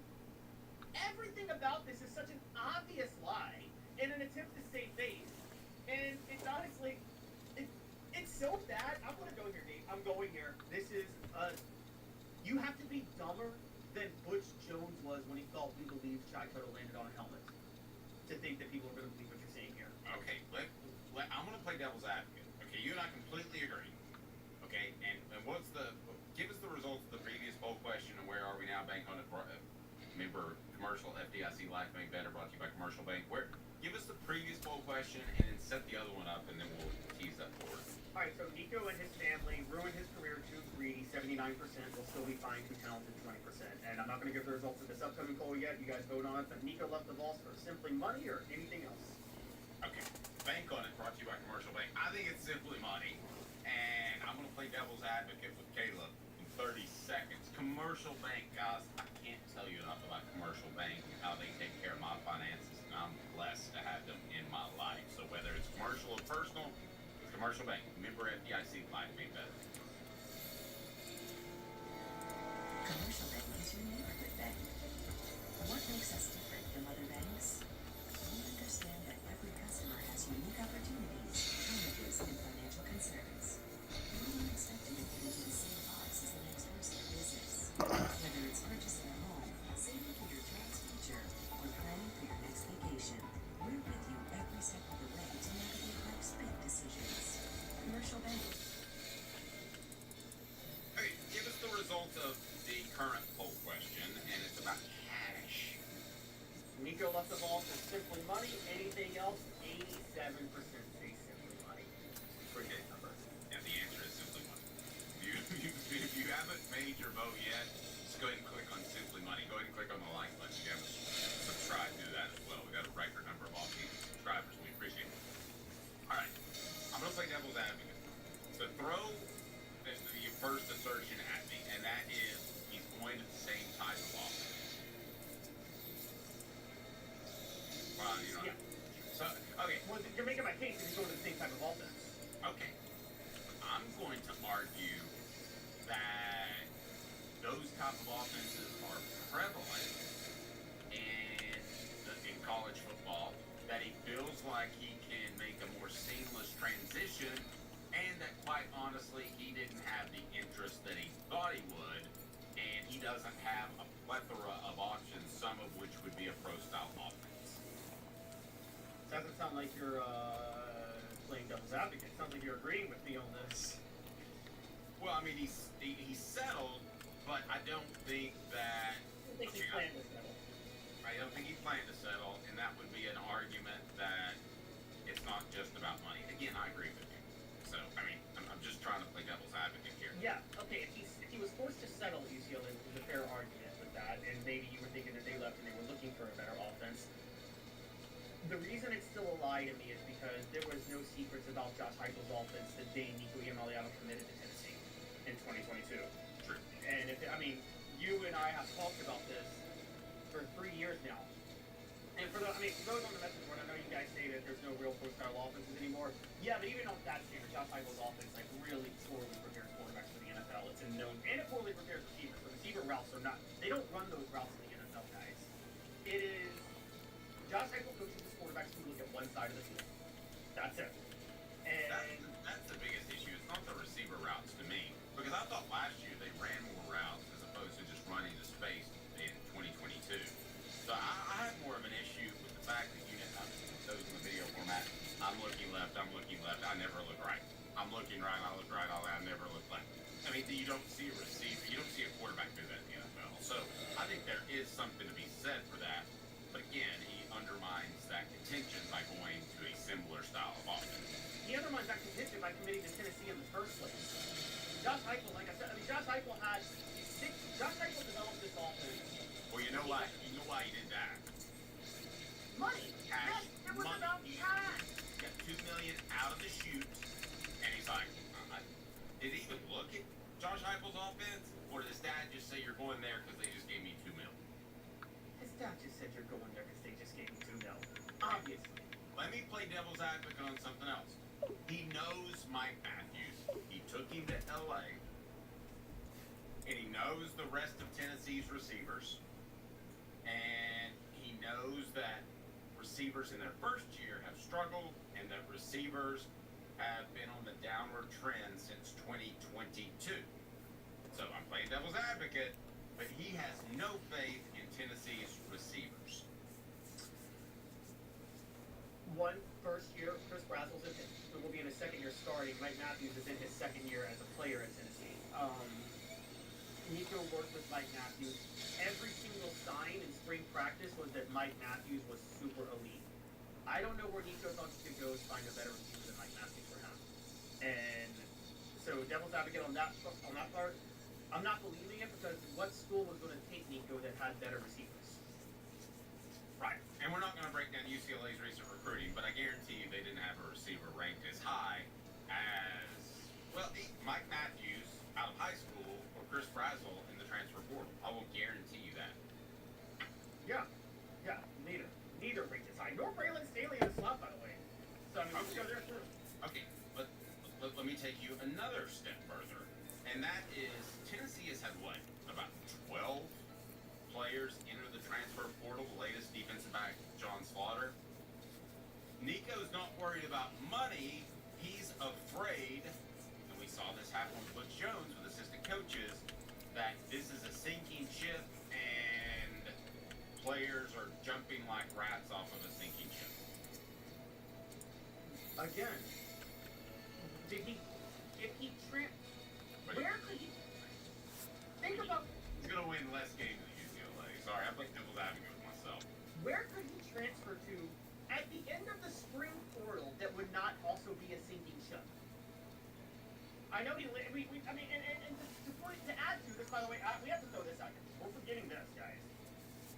It ain't like the Iamalianos have the best relationship with UCLA. I want to point this out. Matt Iamaliano was committed to UCLA and then flipped in December to Arkansas. And that had to be about cash money, man, because why would you go from UCLA, who does run a passing attack, to Arkansas, who's going to hunker down and run the ball on first, second, and half a third down? You can make it say Bobby Petrino, and that's it. But like, being in Arkansas, but the problem is, why would Nico go to UCLA if Nico's dad's like forced his younger son to flip from UCLA? I mean, when Matt committed to UCLA, we were like, oh, the lesser quarterback committed to the lesser program, and now Nico's at the lesser program. Wherever the road takes you, Chevy is ready to drive you forward.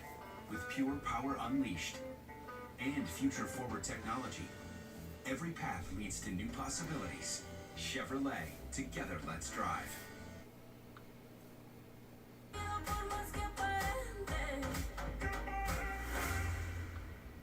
Great work, everybody! Shakira, take 5. Perfect. Let's go over the middle section. In 5, 6, 7, 8.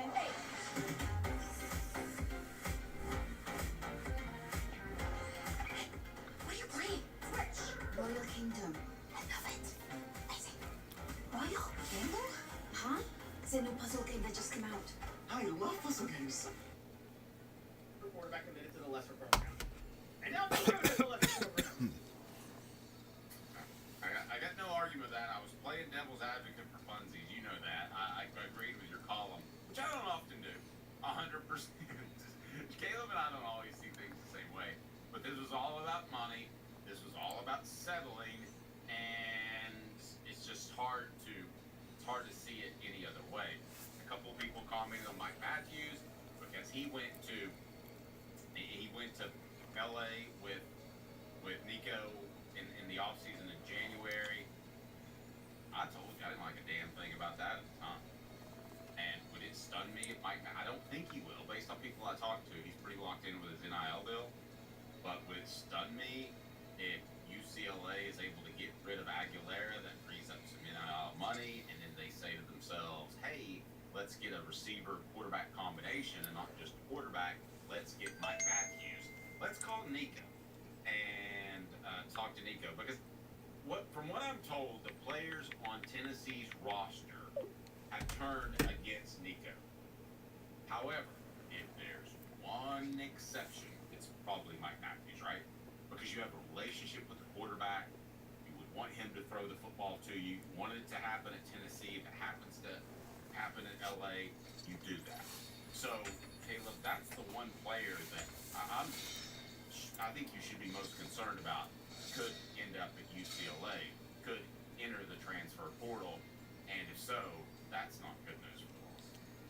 Yeah, but the only reason I don't think Mike Matthews would do that, and if he goes to UCLA specifically, maybe because he could step in and start. But again, it's hard to get acclimated to an offense out of leaving after the spring window. And I think Mike Matthews sees. I think he sees his potential as the go-to wideout in Tennessee system, and I think that. Who's going to man? I mean, that's a question. Very good question, but I mean, we'll talk about it later in the program. There are some options for Tennessee at quarterback, but I'm going to go out on a limb and say that. And this is going to be one of my hotter takes, Dave. And I'll write a column on this later. That's hot. I think Josh Heupel just stopped spending as much money on elite quarterbacks and spend money on elite players elsewhere, and then they find a quarterback that can go to a spot, because this is more about Heupel's system than it is a quarterback. Just don't get a quarterback not designed to run your system like Joe Milton. I like that. I like that. Be sure and bookmark us on offensesports.com, because that's a column I'm looking forward to reading.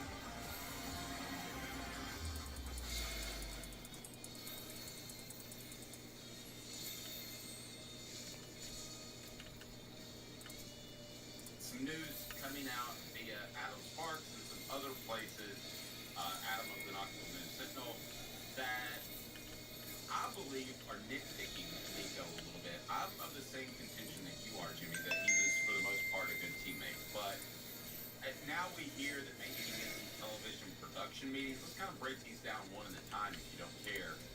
No, you shouldn't miss those. But James Pierce didn't visit with the media his entire time in Tennessee, and I've defended him. So to me, it would be hypocritical not to defend Nico. He doesn't want to talk. That's not his job. His job's to throw a football. So, well, him missing a TV production meeting, that doesn't have any impact on his teammates. So what? They don't care. Agree. So I don't think that, that's just I don't know why he missed it. I don't know what was going on. I don't know if he was told to do it. I don't know if he screwed up his schedule. But I don't think his teammates give a flip about whether he missed the TV production meeting. Do you? no, I don't think they care at all. I don't think they were probably even aware of that. I do wonder if it undermines the confidence that Josh Heupel had in him, because you're not showing up to stuff you're supposed to be at. So, like, obviously not showing up to practice is not the straw on a camel's back. It's like a 2x4. But I do wonder if he could have survived the 2x4 if he didn't have other issues, which also reportedly include him negotiating before the Ohio State playoff game. What do you make of that? Okay, so let's distinguish the negotiating before the Ohio State game. Okay. I do think that there was an effort from his camp to get more money because of Miami's situation. Okay. But I do not believe that he was going to hold out for the Ohio State game for more money. Okay. So let's distinguish those two. Think of the damage that you would do if you sat out the Ohio State game because you demanded more money, even though you have a written contract. Now, I understand the contract's not binding, but if you're willing to sit out a college football playoff game, then why in the world, as a head coach at some other school, do I want you? Never. That's about 100 times worse than missing a practice. So negotiating to get more money before the game, yes, but not to sit out that game for more money. So, with that in mind, I am going to nitpick a little bit, to be a little bit different from you guys. I want to bring up a couple of things. But first, I want to talk about the TV production meeting. I get your point, Dave, about James Pierce. But, guys, let's just put this out there. I mean, aren't we, doesn't any team, don't you hold a quarterback to a much, much higher standard than you do an edge rusher? An edge rusher, you just expect them to grab their lunch pail and go to work. Don't you expect the quarterback to have a certain level of intangibles for your team? Yes, you do. But how does that affect the team that he didn't show up for TV production meeting? Well, isn't it just kind of one of those, like, you expect your quarterback to be out front for your team? Yeah. I guess, for that matter. Now, from the other side, Jimmy, what do you make of this report, which I had heard yesterday, that there was some talk that Nico was always, like, from the start of spring practice, now this is a rumor, and of course it's not the most reliable, but there was a rumor that Nico may have been planning on leaving all of spring, pretty much. That this was plotted from the start of spring practice. About 1 in 5 people with fatty liver disease have NASH, which can lead to cirrhosis. I thought I had fatty liver disease, but it's actually NASH. Pretty much. That this was plotted from the start of spring practice. What do you make of that? I would say no to that because if Tennessee had caved and gave him $4 million, he wouldn't go anywhere. Right. But do you think that... Go ahead, Gil. Sorry, I just wanted to do a follow-up. Because we know that there was negotiations in the winter. Do you think that they knew that Tennessee wasn't going to give him the $4 million by the time spring practice started? No. So they I still don't let think the they guys knew that. Here's one thing that we really haven't discussed, and that is just the gall by the family or the agent, whoever it is, to think that you can contact schools up and down the West Coast, which I'm told they did, and not expect that to get back to Josh Heupel. We heard Kirby Smart just recently talking about how agents have come to him and they've got packages on possible transfer portal guys, and Kirby Smart goes, some of those are my players. So the fact that you think it's not going to get around just shows how ignorant you are in the process. Let me go back and address what Caleb had asked about in regard to the family. I think it's possible that the family was getting mixed messages. I think it's possible that the collective was telling the family, we can get you the money. And I think that was without the knowledge of the Tennessee football camp. So that's why I don't think that the Nico camp thought that they were all along that they were going to get the money. Because I think that they were led to believe there was more money. Now, $4 million, I don't know about that. But I think that they thought they were going to get more money because I think they were told by some people that they would. Okay, well, let's play a little bit of blame pie. Who gets the biggest piece? Is it Nick Iamaleava? Is it Nico? Is it Josh Heupel? Oh, man. I think it's Nick. Who's second, Jimmy? Well, it's certainly not Heupel because he did the right thing in my opinion. Great. But if you caved in, you're going to have 30 more players on your doorstep want more money. Yep. And you don't have that kind of money. Regardless of what some people say, they don't have $40 million to go around. So, and I hate to say inspire because the information I was given, I don't know if it's 100% accurate. So it's not fair for me to blame somebody for something that I don't know concretely is the truth. So I'm going to go with the number 2 person to blame by default being Nico. Even though I think he's got an overbearing parent that he is not going to contest, I would go with him. And I know we're all different, and I never grew up in a situation like that. I think, I grew up, my father was killed when I was a year old, so I never grew up in a situation where I had anybody that was overbearing telling me what to do. But I'm pretty hard-headed, and I would have butted heads with anybody that told me how to live my life. I would have.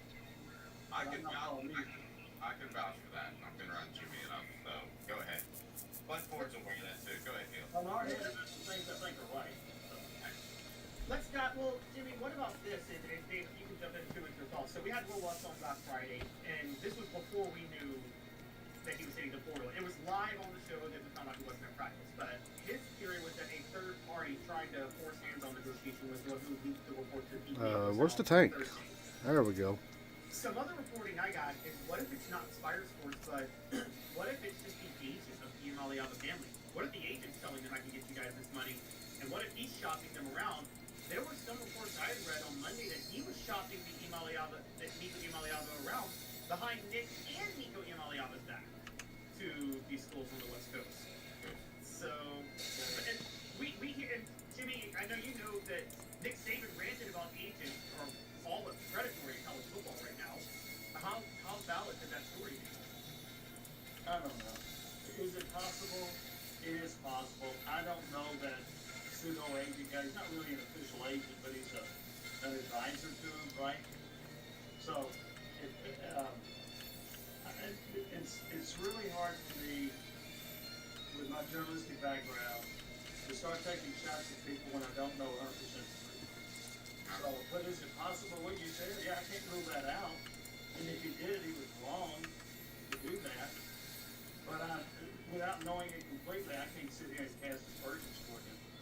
The other, Go ahead, Caleb. sorry, David, I know I have to throw this out. The other thing that we have to talk about, elephant in the room, is TJ, who turns out to be very close to the Nico family, said over the weekend that more than anything, this was actually about a football thing, where they wanted Josh Heupel to incorporate more pro-style elements into his offense to prepare Nico for the NFL. Because according to Coach Gonzaga, former Tennessee players are coming back telling people that this offense did not prepare them at all for the NFL.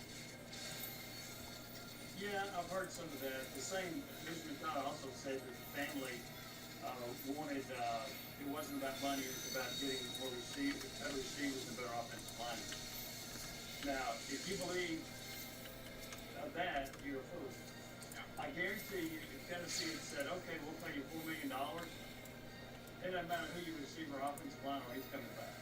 Exactly. I've heard that too, and I think it's so funny. I think Nick Iamaleava would be okay if you had to shoot 2 offensive linemen in the leg to get Nico more money. I mean, I barely mean that as an exaggeration. He's so short-sighted.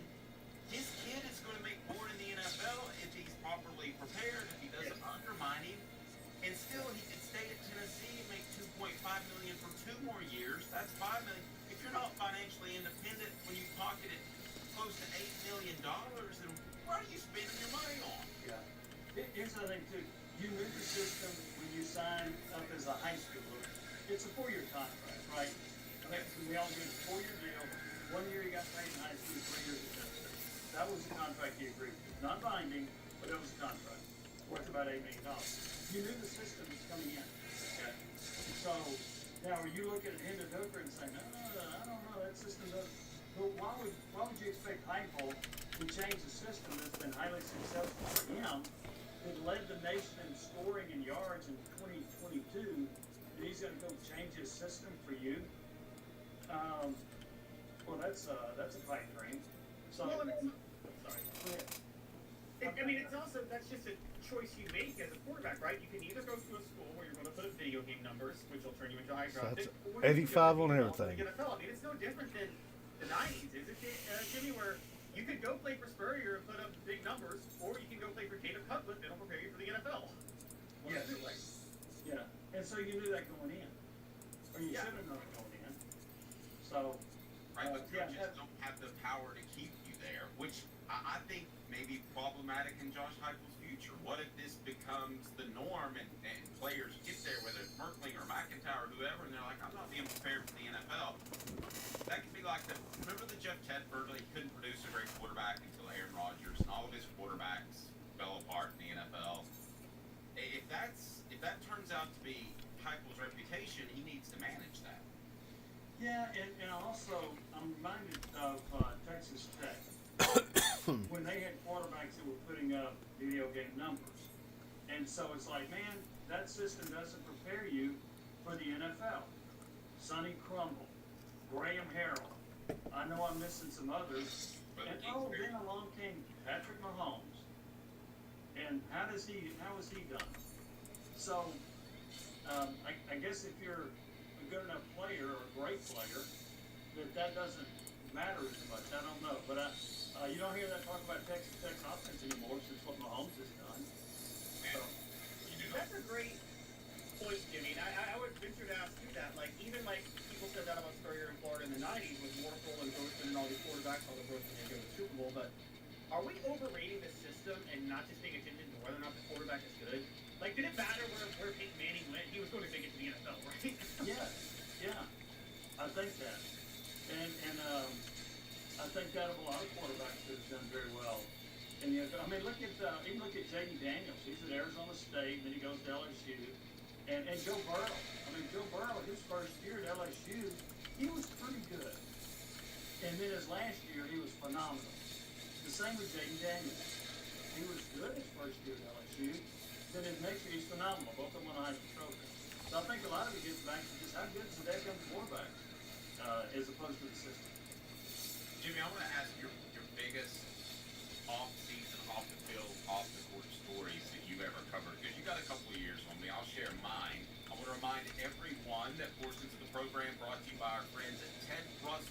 Oh, Lincoln shoot. on Parkside Drive and Kingston Pike. No tariffs on those cars, and you will be absolutely pleased with your car. You'll be ecstatic when you drive off the lot knowing you got a great deal, and they took care of you. Didn't waste your time. I was in and out with my Jeep for 2 hours. So Jimmy's biggest off-court, off-field stories in 30 seconds.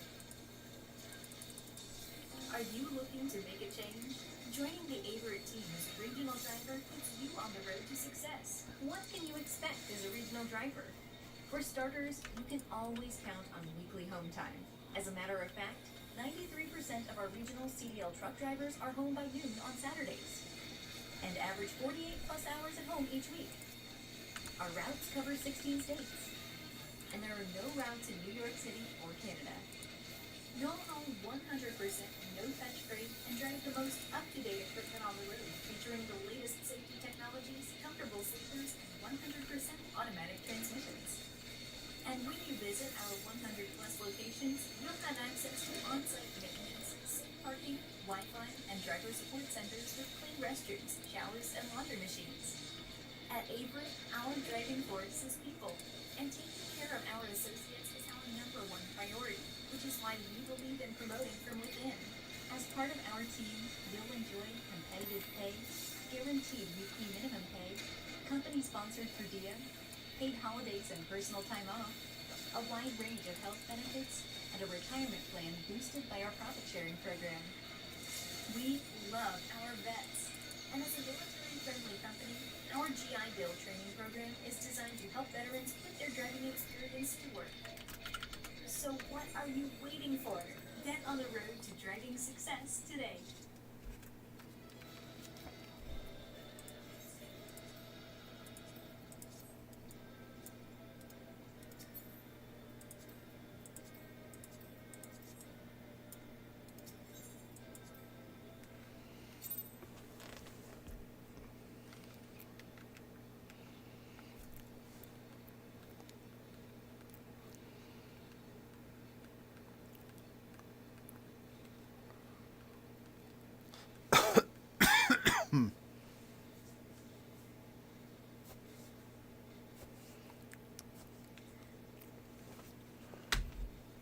It is time for us now to call our shots, and we'll start with the most impactful portal prospect this cycle. Call your shots, Smoke. Who is it? You know what, Coop? When I saw the list, I went ahead and told you. Right? I told man, Coop, Ouch. listen, I wasn't trying to show up to do the right thing, so I did the wrong thing. I'm gonna go with John. Just as you go into it, you understand that this guy's skill set is so rare in terms of being able to see it, process it, and play at his speed, but his speed is fast. But his fast is a lecture for everybody else. And I get, keep pointing to it, 3,000-yard thrower, 1,000-yard rush, like that's taking candy from a baby. That's nothing easy. I don't care what level that you're on. But his impact in Ohio, Oklahoma, is large. He's gonna have to be that guy. Like you said, he might be the guy that can give you, 3 to 4, maybe 5 to 6 by himself. Yeah, that's tough. I mean, I would say 2 to 3. The schedule is an absolute gauntlet there, their last 7 games of the season, but they've done a really good job in short order, kind of giving him the weapons that he needs. Giovanni Gibson, Deontay Lewis, Isaiah Sategna. You think about Jake Knott as well, and they're very talented at running back. I think the thing that gives you the most confidence in John Mateer this season is the fact they brought in Argyle from Washington State as well. It gives him that much needed continuity that we talked about with Nico Iamaleava and why it was so important. John Mateer was not a difficult evaluation. It was difficult in the fact that in the production versus projection conversation, here's a guy that unquestionably will be the most impactful player in the transfer portal. How do you measure where he ends up in terms of the Sunday projection? A little bit different of a conversation. We're willing to table that for now. But this guy is lightning in a bottle, very dynamic, and I think he's exactly what Brent Venables in this program needed. I talked about somebody being responsible for bringing the swag and the confidence back offensively to Oklahoma football. That's going to be John Mateer. I think one of the best business decisions Brent Venables has made. The best one since he's been. Right. It's a good one. That helps. It's the best. There's been a lot of business decisions that have been Give me the guy on the field. That's true. That's we're going to see the immediate impact there. All right, call your shot. Prospect with the most approved. Carson Beck, and think about it you were to go back a year ago, all the buzz about who was going to win the Heisman Trophy, who was going to be the number one pick in the draft, who was the betting favorite to win all these accolades. I guess the other tank's not going to do it.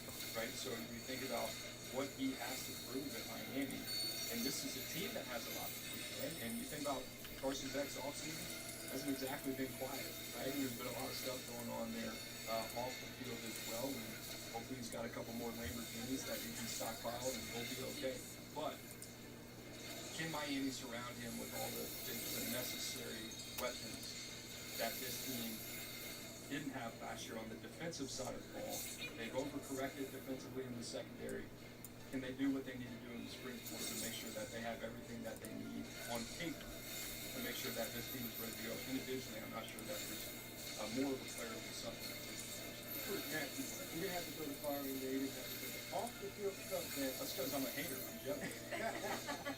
But come on. I'm going to go with Zachariah Brown. Big time mistake. Freshman year, he had some success in terms of just being a gadget guy, getting the ball in his hands, and he's lightning in the ball. But now we want to find out, can you play the speed? Can you line up, run around, get open, catch the ball in traffic, or to be the number one option with Jordan? You pay this kind of money, you know that. It's a business. We're not going there for things. We're going there for a lot of dollars. Carson Beck, as you said, left that play. Now this guy is learning at Georgia, and is he the number one option for Georgia? You're going to have to force us to play the receiver position. Line it up, run around, get the ball. Instead of just being the gadget guy. Call your shot. Who's the most exciting prospect? I'm going with Nick Anderson. Here's the reason why. I told you other teams just because I know that once you start talking about other teams, start getting fired up. So I'm going to get a little fired up for you, too. When you have a quarterback like Garrett Nelson, you have this type of talent, size, Oh, shoot. the ability to run with the ball in his hand, catch, get open, and score touchdowns. Focus, speed. Yeah, I'm excited to see this baby get rolled out down in Baton Rouge on Saturday night. Hopefully he's not doing it again. Yeah, they're about 15 deep at receiver there at LSU, and I exaggerate. They got a lot of weapons. I think that's really the only question mark outside of the health of Nick Anderson. He's got first-round pick potential and exciting. I mean, what's funny about this, and this portal is kind of illuminating. You're sitting there and you're kind of like, well, who's the most dynamic? Who's the most exciting guy?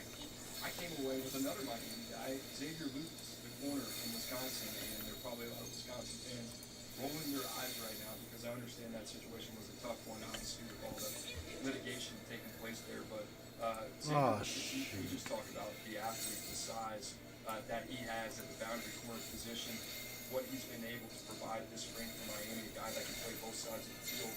And this is a guy with the opportunity to start full-time in Coral Gables.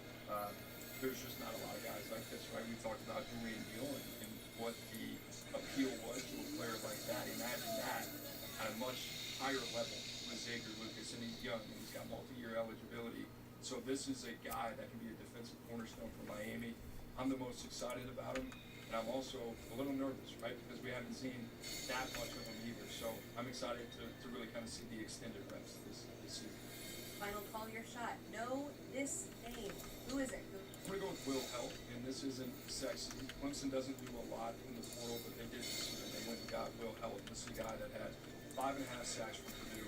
And the reason that this really fires me up is because you think about Clemson, arguably the most talented roster in college football coming back, and that's a kudos to the Dabo Sweet. You have Marion Parker, a guy that's probably going to be a first-round pick next year. You have Peter Woods, one of the most established interior in defensive linemen and defensive ends in the country. Now, go to the portal, you find a guy that fits you culturally. That's what we talked about. That's also a dynamic player off the edge. And what's funny is, thinking about that LSU game week one, what did we talk about? We talked about the tackles, right? And if there's one guy you can game plan, right? You can chip, do some different things, maybe find a way to compensate. You got 3 guys that can beat you off the edge and pass rush downs. That makes it really difficult. So, for Clemson to get back to one of the most vaunted defensive fronts in the country, and the only way they could do that is go find a guy like Will Help. I think Will Help is going to be not an answer, but he is going to be just a huge addition to a team that was already good. They're going to be great in terms of what they can provide. Man, welcome to the Florida Coast Queen. But here you got somebody that's worth money. Every single penny that you spend on him, you're going to get because of the way that he works. So let me go with Chase. You don't have to go Chase. Let me go with Chase. Sincere Brown, out of Canada. Wide receiver, 6'5", 190. When I cut the film on, you know what I was looking for? I was looking for a long, leggy receiver that struggled to come out of the trade. Absolutely not. I saw a guy that you put the ball in, run after his catchability, run after his yard contact, supreme. The 6'5" guys aren't supposed to be able to put their foot in the ground, change direction, get back outside, make guys miss, and score. You're just thinking about throw the ball up, let them go get it. Dynamic, soft, strong, run after the catchability, explosive plays, out in Boulder, Colorado, like they got another. Shout out to those guys, personnel department, going through it, doing their due diligence, find the lower level guys, level up, get them, explosive plays. Colorado gets its flash recognition. They do a good job scouting, and I wouldn't say unearthing guys, but they do some things that aren't traditionally sexy, that are really, really good football. So I'm excited. I think it's a really good growth opportunity for them from the front office standpoint. See what this roster looks like year 3 without Travis. That was all your stuff. I'm Kevin Hart. I'm Kevin Hart. I am Kevin Hart. I'm Kevin Hart. I love acting, but my true calling is playing a new puzzle game, Royal Kingdom. That's why I started the Kevin Hart School of Acting like Kevin Hart. So more people can actually take my roles and I can play more Royal Kingdom. Doesn't get better than that. Whoa. These kids don't listen. These kids don't listen. These kids don't listen. These kids don't listen. Yeah, punctuated. I think Kevin's a great teacher. Stay on that side. Kevin says it's important to be in the moment. Stay on that side. But then he says, but not this moment. I'm playing Royal Kingdom. Get out of the way. There's no ads. There's no ads. And you don't need Wi-Fi. And you don't need Wi-Fi. No, that's what I'm telling you. That's what I'm telling you. The tennis ball is a piranha. Free-up. Don't even. Oh, no. People always tell me I remind them of Kevin Hart. Good job. I can see it now. Stop it. All right, well. That's the day, Mr. Piranha. I was going to say, Mike. Kevin taught me to act a level Comedy. This face.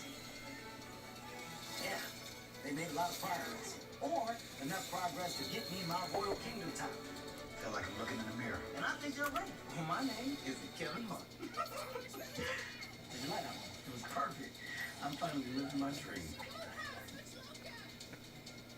One look and you had me pegged, huh? Just another cat lady about to eat some cat food. But you'd be wrong. Not only because I'm human and I don't eat cat food, but also because I'm a cat goddess. Thanks to Pretty Litter. Did my apartment used to smell? Yes, but not anymore. Pretty Litter comes with free delivery right to my front door. It's simple, and it's so lightweight. I literally feel nothing. Cat humor. The lightweight silica gel crystals absorb urine and trap odor. And it's 99.9% dust-free, so walking through your apartment doesn't feel like you're walking through a litter box. Hey guys, the litter box is right there. I don't smell a thing. We can bring it in fabulous. We don't, but we could. And you know what they say, happy feline makes for a deep. Not a saying, babe. Well, it's true. It really doesn't get any better than Pretty Litter. It's low maintenance, ships right to your doorstep, and most importantly, the litter changes color to help monitor your cat's health. So you can spot problems early, potentially avoiding serious illnesses. Pretty Litter can tell you if your cat's urine is alkaline, acidic, if there's blood present, or if it's typical. Pretty Litter tells you what your cat can't. Pretty magical, if you ask me. Oh, man. What's not to love? Head to prettylitter.com and use this code to get 20% off your first order. Don't be a cat lady. Be a cat goddess. Click the link to order Pretty Litter today. Show me how you click, Jim. Like that.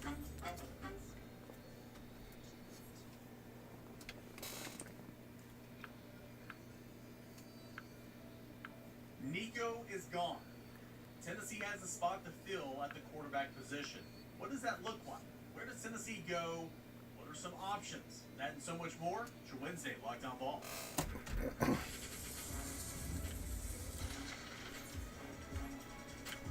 You are Locked On Balls, your daily podcast on the Tennessee Volunteers.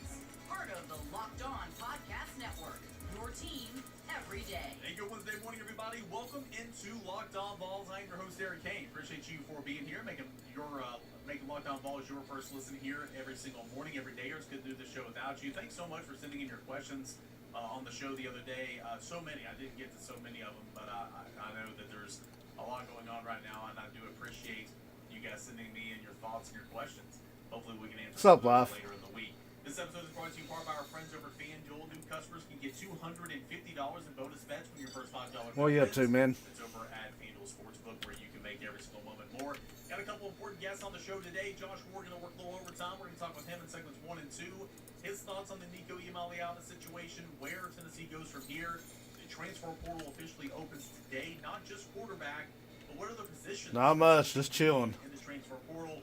Catching up with Josh Ward, getting his perspective on everything going on right now in segments 1 and 2. And then I'm going to chat with Spencer McLaughlin of Locked On College Football. Joined his show the other day. Going to play that clip on... Oh, man.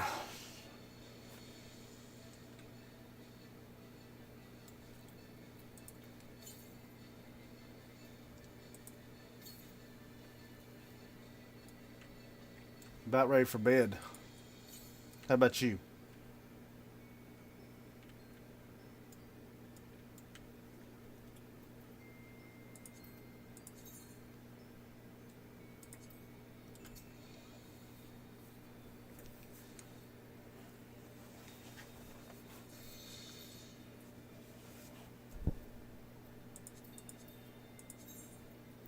Just got home? Did you have a good day?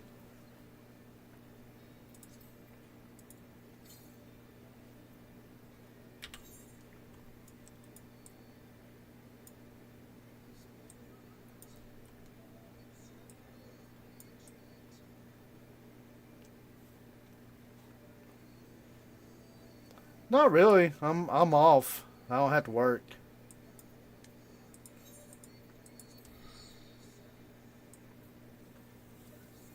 I'm off till Monday.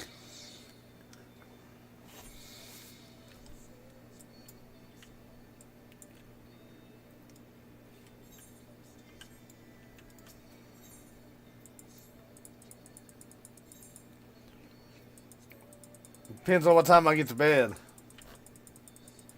If I go to bed probably about 11:30, I'll probably wake up about 7.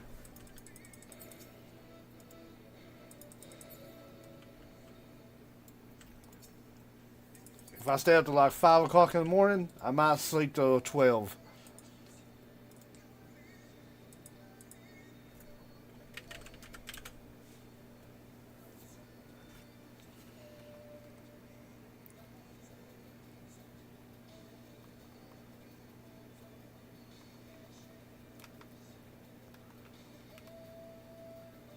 Sometimes I have.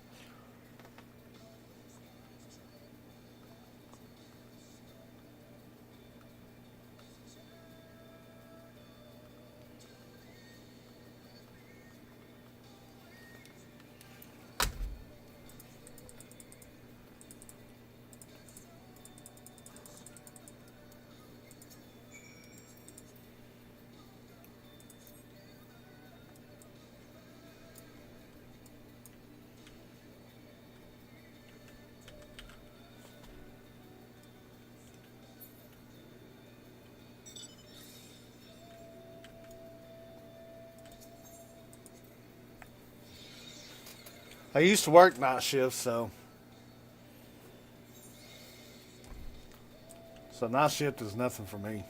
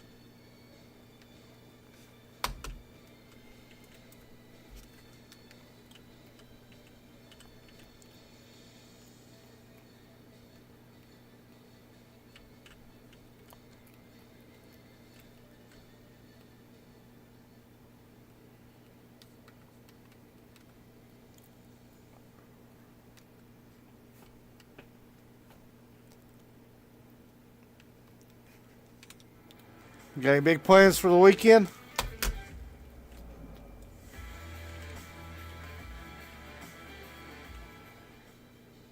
And what is going on, Bruin Nation, LAFC fam? Hope you're all doing well. The Thrill and Madman back together again.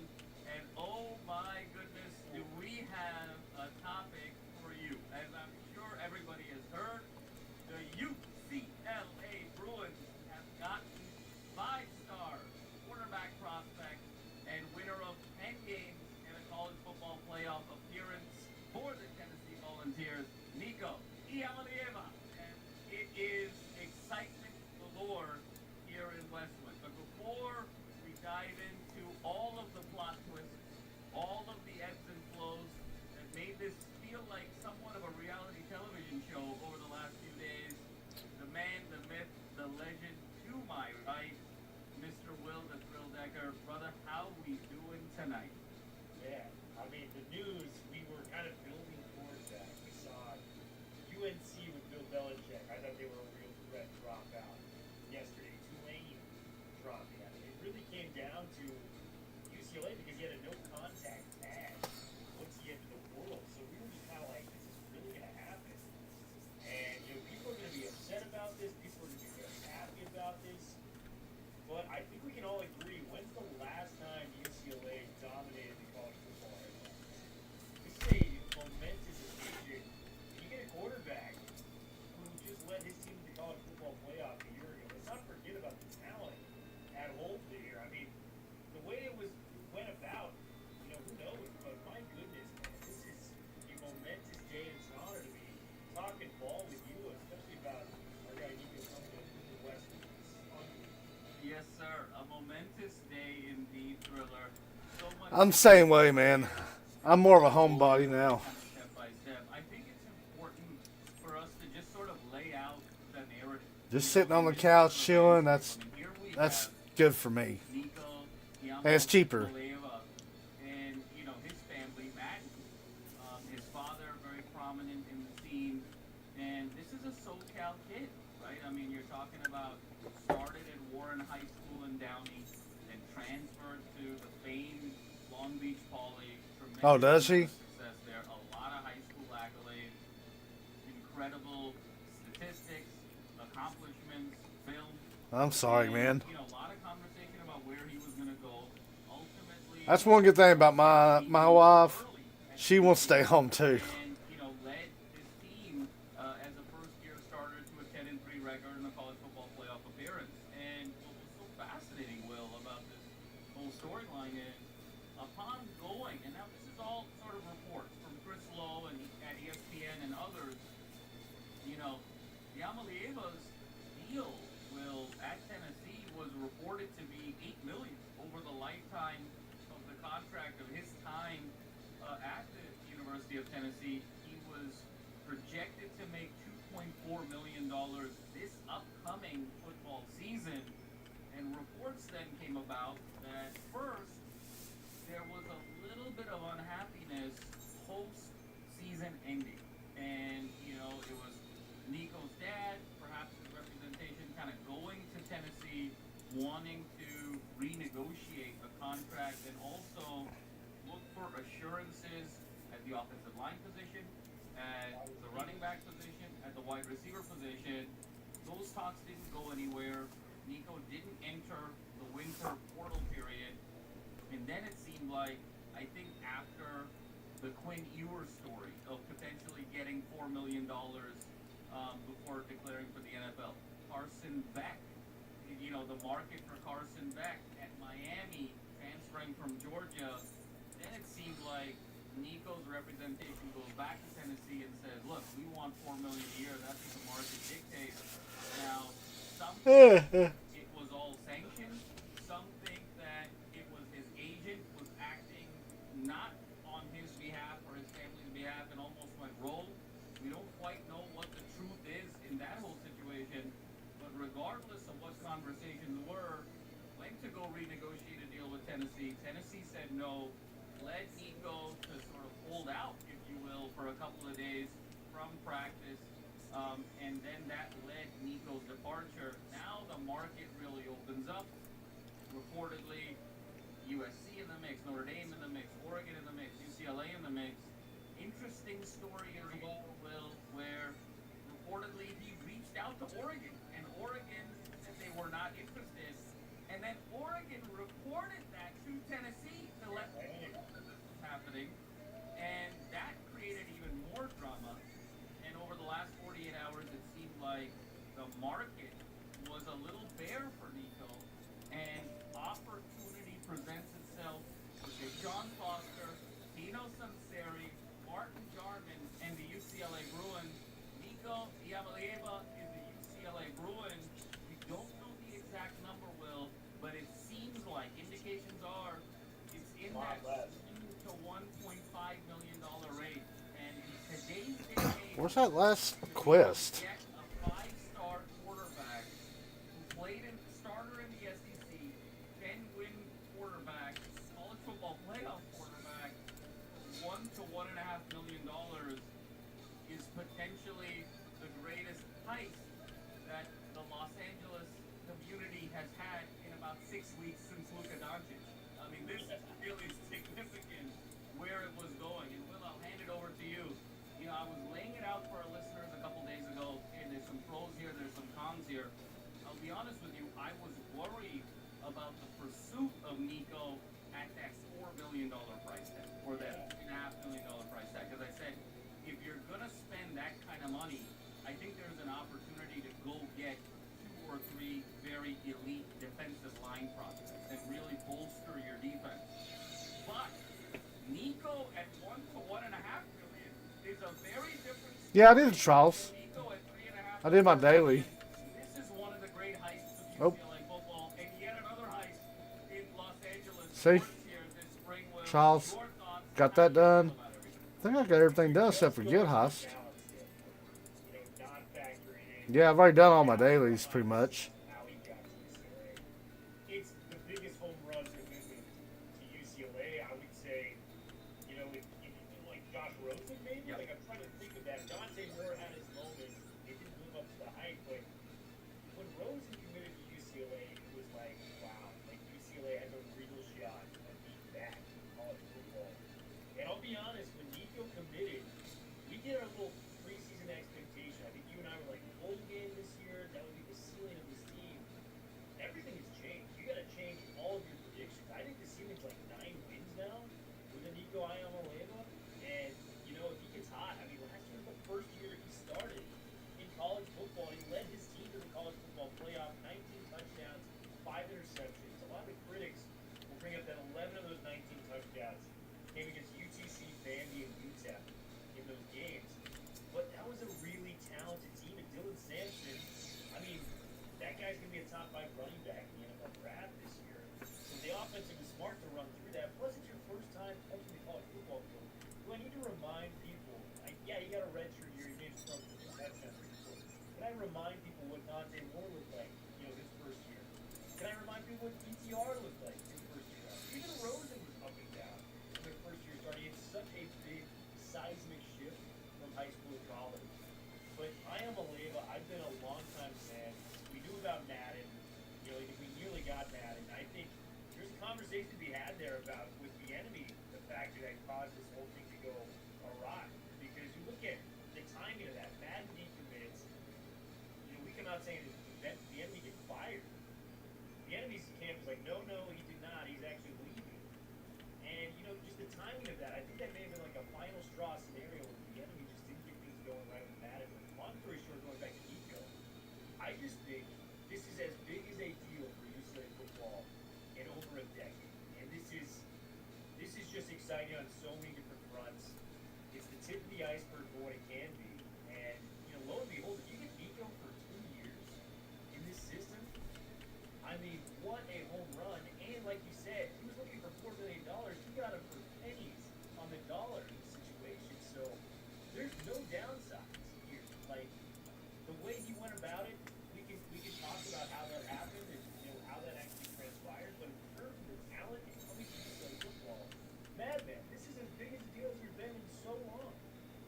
Thriller, it's as big as a deal in so long indeed. And I think a couple of things that you exploring even further. The first is you have to rethink now the ceiling of expectation for UCLA. You said it. I think we were assessing this roster. We were putting together our 2025 season projections, kind of overlaying schedule on top of roster, and really kind of putting an assessment together. I think you and I both netted out and said, look, peak is probably 7, realistically maybe 6, but it's going to be sort of in that 5 to 7 range. We'll call it 6. Bowl eligibility would be really significant with this roster at 6 and 6. Now, from 6 or 7 wins, you're looking at 8 or 9 wins. There's no question about it. And I think what makes that so significant also is, well, we're not in the last era of college football, okay? There is a world where a 9-3 Big Ten team can make the college football playoff. This is not, oh my God, the BCS era where you got to be 1 and 2, or the college football era where you got to be 1 through 4, where any more than 1 loss and you're pretty much done.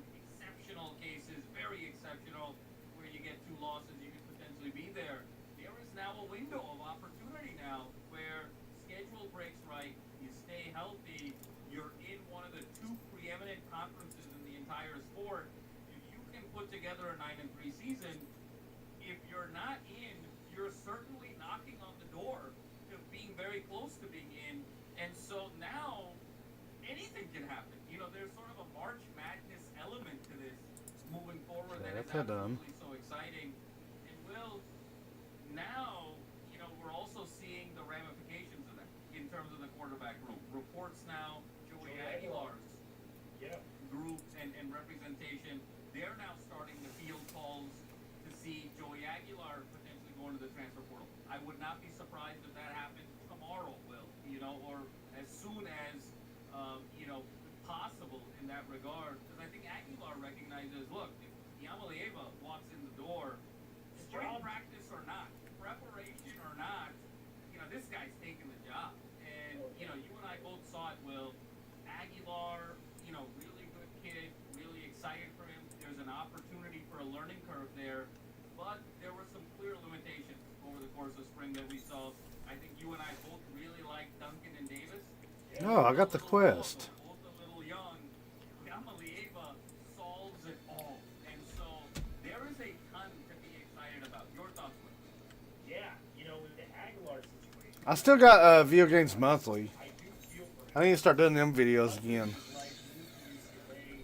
I canceled Retro Game Treasure. I thought about canceling Video Games Monthly. I haven't yet, though. Everything changes with Yamalieva. And I mean, who knows? I mean, what if you get Nico for 2 years? This means we don't get to see Luke Duncan. We don't get to see Demarcus Davis. I'm not saying it's a worse scenario. I'm just saying this change, like, this is the universe we're in now. With Nico Yamalieva committing, it's like a butterfly effect where everything changes for the football team. And man, you clicked on a perfect point. 9-3 gets you in to the college football playoff. You know who was 9-3 last year that made the college football playoff? Tennessee. You know what's good to have when you want to go playoff? A quarterback that has been there, the most important position in the entire sport. You got Nico coming back on a year where he only threw 5 interceptions, 19 touchdown passes. You know, ran 3 touchdowns in himself. I just think if he's going to build like the natural trajectory of a college quarterback, if you get better your second year, if you've seen defenses and you've seen the speed of the college game, there's a real chance we can make waves. If this offensive line gels like we think it can. That was the question we had last year. There was a lot of new big bodies. We're being way more optimistic. Can this offensive line gel? Can you find a run game? And if you can get both those things, I have 0 questions about the offense. Nico Yamalieva was in there. He had one of the best high school film. I want people to go back. His mechanics are flawless at the quarterback position. You can know nothing about the sport of football and turn on that highlight tape and be like, that guy is freaking amazing. Like, absolute frozen ropes he's throwing out there with just a hose of an arm. He's going to hit you on the numbers, 15, 20 yards down the field. Yamalieva, like, in a Tino Sinceri style offense,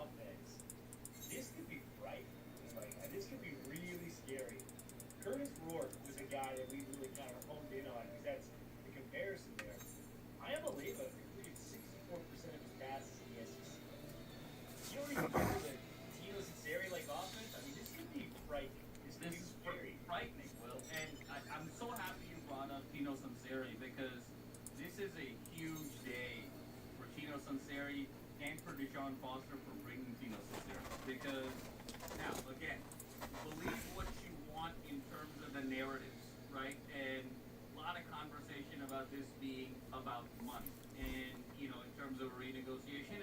And certainly we're all grown-ups here. What's up, Bluff? I'm sure money had to do with it. But the other narrative, You go through my videos? floating around is that Yamalieva left Tennessee. Really? Didn't quite believe in the Josh Heupel system to be able to Oh, that's get cool. prepared for the next level. And so the fact that he saw that preparation and saw that scheme and saw that vision offensively at UCLA. That's funny. With the Tino Sunseri running the helm, I think speaks absolute volumes. And so now when you put Sunseri will together, Wow. you know you're going to have that running game with the Deshaun Foster-led unit. We still feel really good about the wide receiving core. And with That's crazy, man. back, it all comes down to offensive line and all of these transfers gel and they come together because if they can, this is a team that's going to be scoring north of 30 points in most, if not all, games in a realistic scenario. And then can you get a little opportunistic defensively? I think we know we're still light, heavily light on that front seven, particularly on that defensive line. So much work now has to be done there. Can you go get two guys in the portal right now? Can you go get some depth, some big pieces there? And can you find a way to get opportunistic defensively? A bend but don't break. If you can put this 30-point per game offense together with an opportunistic defense, look, we've seen that formula work. Well, to tremendous success, over the years. And so both at UCLA as well as outside of UCLA. So really, really exciting there. Well, one thing I want to bring up, and I don't want to burst the bubble, but I also think UCLA needs to be thinking about this now. Because getting Nico for $1 million, $1.5 million, whatever that round number is, if he blows up this year, that number goes way up. And so if you're UCLA, you have to now fundraise and you have to really bolster that NIL to be ready. Because the last thing you want, Will, is him having a tremendous season. You're building this momentum. That's scary. Year 3 with Deshaun, where there's really an opportunity to kind of take that next step. And then, oh, by the way, Nico bolts because he's going to get more money elsewhere. So as excited as we are about the possibilities of a 2-year run, I think we also have to be mindful program perspective that we really now, hopefully bringing a guy like Nico is also going to bring in a lot of energy and enthusiasm and fundraising because we want to be able to retain Nico. Yeah, any thoughts there? Yeah, it's going to take a village, man. And, we can't just rely on Uncle Casey every time we get spent on when it comes to UCLA football. And, I just want to give a massive shout out to Deshaun Foster. I think he deserves a ton of credit in getting this done. And the pivot was... I wonder how many followers I would have had if I didn't quit for a while. And people are upset about it because, like we talked about, if Chip left at a reasonable time, we could have had Jed Fish who's at Washington right now. We could have had Jonathan Smith. We kind of got left with Deshaun True. Foster, and I'm a Deshaun Foster fan. Like, I loved him as our running backs coach, but that's still a seismic jump from running backs coach to head coach. I've never seen that done at any level of college or NFL football, that big of a jump in position coach. But he knows his clock is running right now, and he had to act fast. And the aggressive nature where he goes, hey, we gotta redo everything on the offense. Like, the enemy, you're out, man. We gotta get two offensive line coaches. We're gonna get Andrew Quan coming in with Bama guy. We're gonna get Tino Cincinnati, maybe one of the best hires in all of college football to really break down how much he implemented the Indiana offense, what they were doing with what was going on there. So he pivoted hard in the coaching stuff. He pivoted hard in the management. It gets a guy like Coach Lee where it's like, man, I don't gotta worry about It was alright. I like this one a lot better. we talked about the last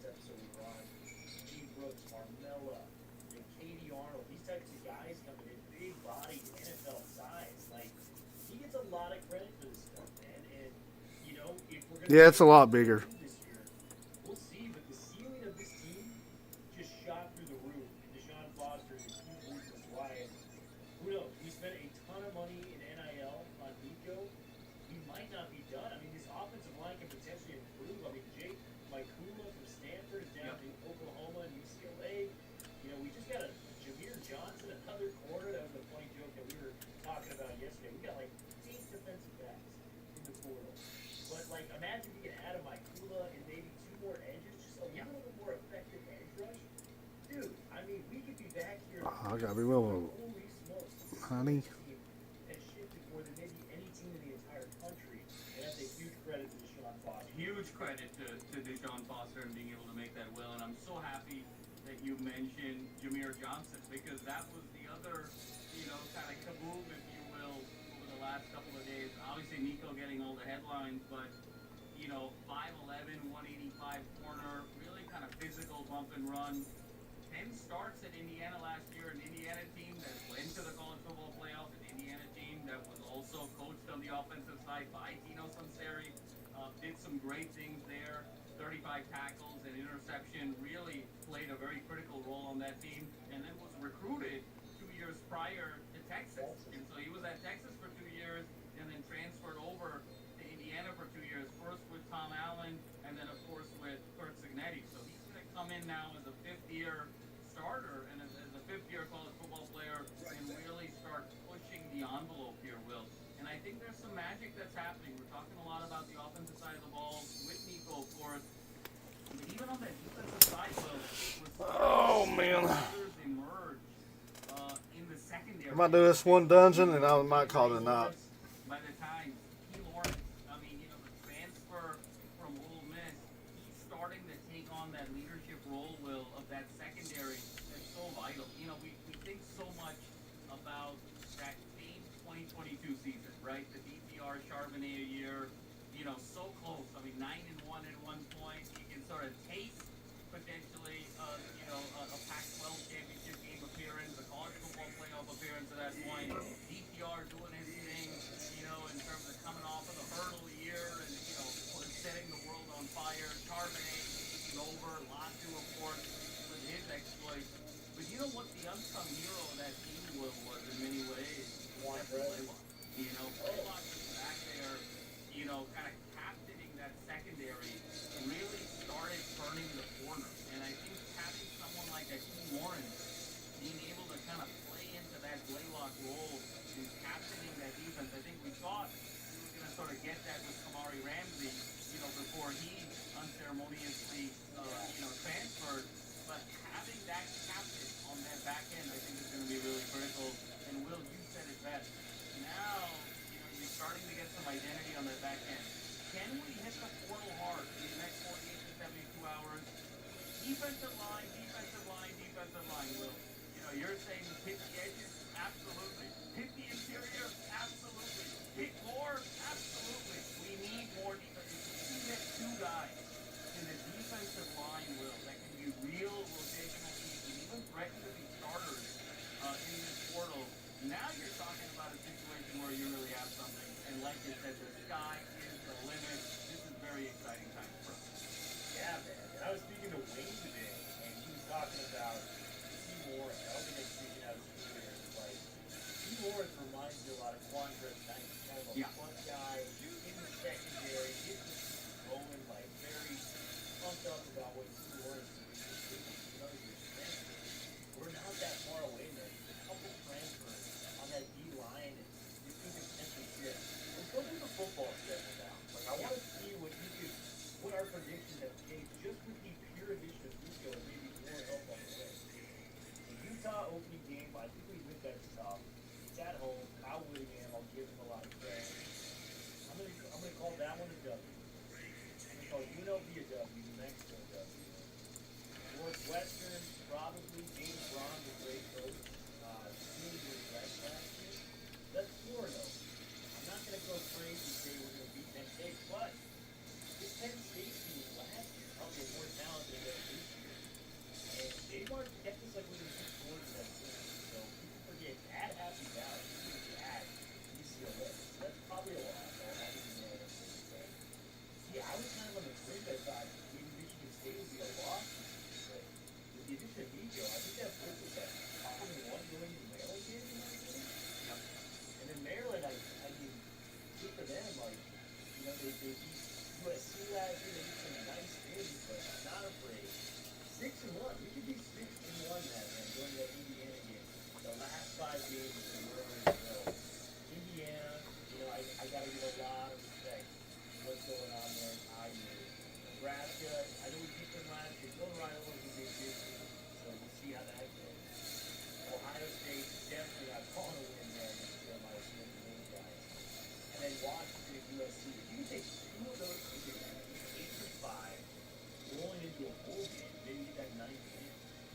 like, Well, I mean, it's no, not at all. I mean, I think you have to sort of think of it, and we're getting ahead of ourselves a little bit, but why not? I think 6-1 is reasonable. I mean, at this point. Now, you're always afraid for the clunker, you know, and you're a little. Here's where you'd be a little bit nervous with Utah in the opener. For all the reasons that you mentioned, Kyle Whittingham, really well coached, really physical. The fact that Nico didn't get any spring practice in this system, you know, is it going to be a little bit of a ramp up? Even though he's a one-year starter, is there going to be a little bit of a ramp up there? You know, that's going to be kind of a question. And you just hope to avoid kind of an inconsistent performance, you know, at Maryland or, you know, against Michigan State or something along those lines. But I think 6-1, perhaps 5-2 is totally in the cards. And then on that back five, you know, when you're talking about Indiana, Ohio State, Washington, USC, Nebraska, I think the question is, let's put Ohio State aside. You know, like that's a stretch. You got 4 other games there. If you can go 2-2, you know, you're at what, 7-5 at that point. If you're saying Utah's a loss. If you go 3-1 in those other games, you're at 8-4. And if you can go 3-1 in those other games and somehow beat Utah, you're at 9-3. So we've gone now with Nico in a world where we were thinking 5-7 wins, with, you know, 6 being the median, 7 being the ceiling, now to 7-9 wins, where 7's potentially the floor, 9 could be the ceiling, you could end up at 8. So it's a 2-game swing here, Will, in terms of, you know, what this player brings to the table and completely changes the trajectory. And if you get the balls bouncing your way and you can get to 9, you know, depending on how it shakes out the rest of the conference, you could be knocking on the door of an at-large bid of a college football playoff. And I think so much now, I think there's even more pressure in the portal this next 48 to 72 hours to fortify depth on the defensive line. Because now that you have a quarterback, you're seeing one glaring hole right now. The defensive line, you need a lot of guys to stay healthy. You need a lot of guys to sort of build and have career years. You have serviceable players, but you don't have really any game records. And so what you need to do is be able to at least create the depth where you're resilient to the injury and you have sort of consistent play all around. The mouse is moving, saying hello. Ceiling of 9 from a personnel standpoint. I mean, how wild is this, Will? From where we were 4 months ago to where we are now, did you ever think we would even be flirting with the idea of a 9-win season in 2025? Hello. Absolutely not. And, you know, we've always been clawing to get used to the football back. It feels like the last 25 years, we've been trying to plant that flag on the mountaintop and get back.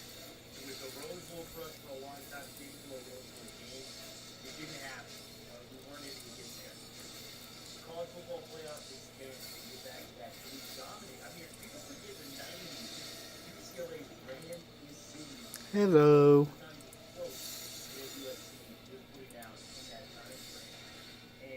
If the stars can align on this is the type of move you have to take if you're all in on getting UCLA football back. And we can debate if Deshaun is, you know, worthy of a head coaching spot and all that.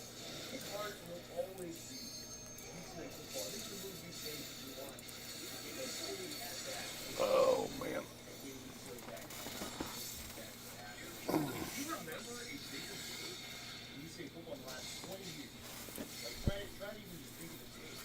Well, you know, last 20 years, so you're saying from 2004 to 2024, you know. USC's rise kind of happened. Yeah, absolutely. I mean, I think there were moments with Hundley, you know, I think when Hundley went into the conference No. and won Okay. in 13, you know, that was the first time UCLA won in the Coliseum. Since the 90s, since 97, that was a really, really big day. 2007, the upset. Yeah, 2000, with our friend Pat Cowan, that was a massive day in UCLA history, of course, 13-9. I think we've had moments. I mean, even the hurdle game was such a huge day, you know, with UCR and the autograph. You know, obviously winning that Alamo Bowl in 14, Rosen and the comeback against Texas A&M were big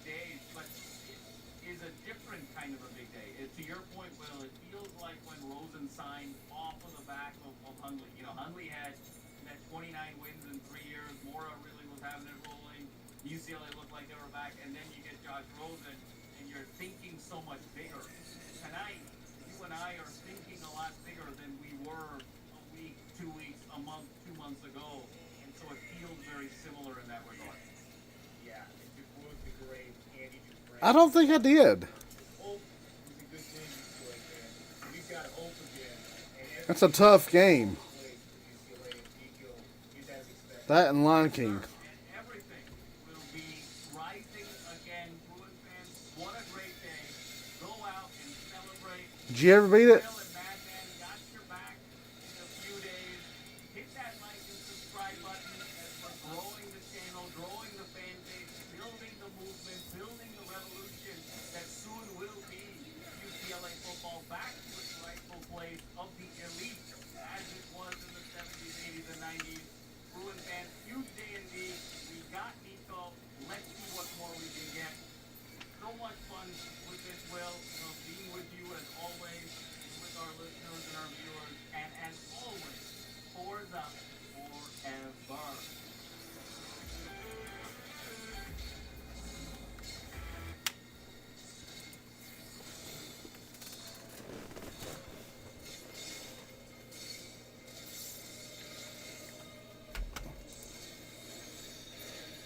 What's going on, my friends? It's Frank.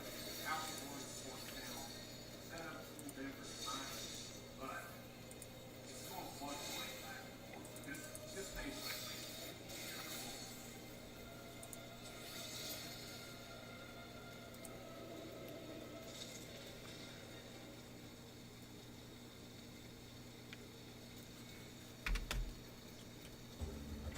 Sid's been thinking about getting dentures for a while. Well, picture this. At Aspen Dental, you can get dentures in days.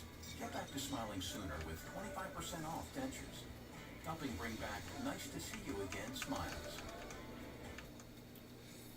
Entrepreneurs are a different breed of people.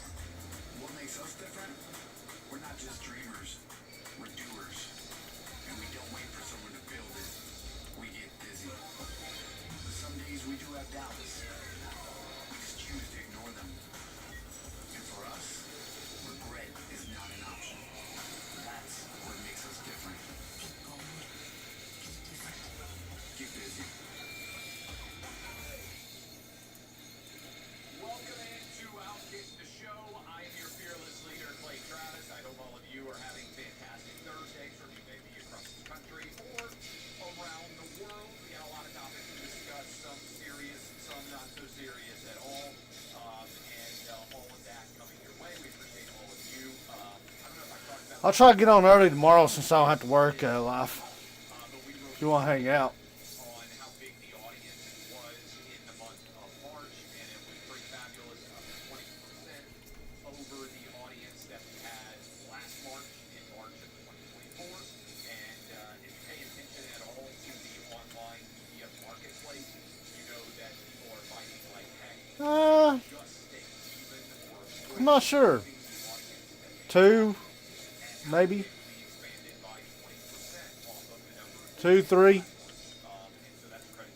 Eastern time. From our team, as well as so many people that are out there helping to make Outkick as good as it can possibly be, behind the scenes. All right, good deal, man. So, a bunch of different things to dive into. I wanted to start. It's been, I think, one of the most interesting sports stories of the week.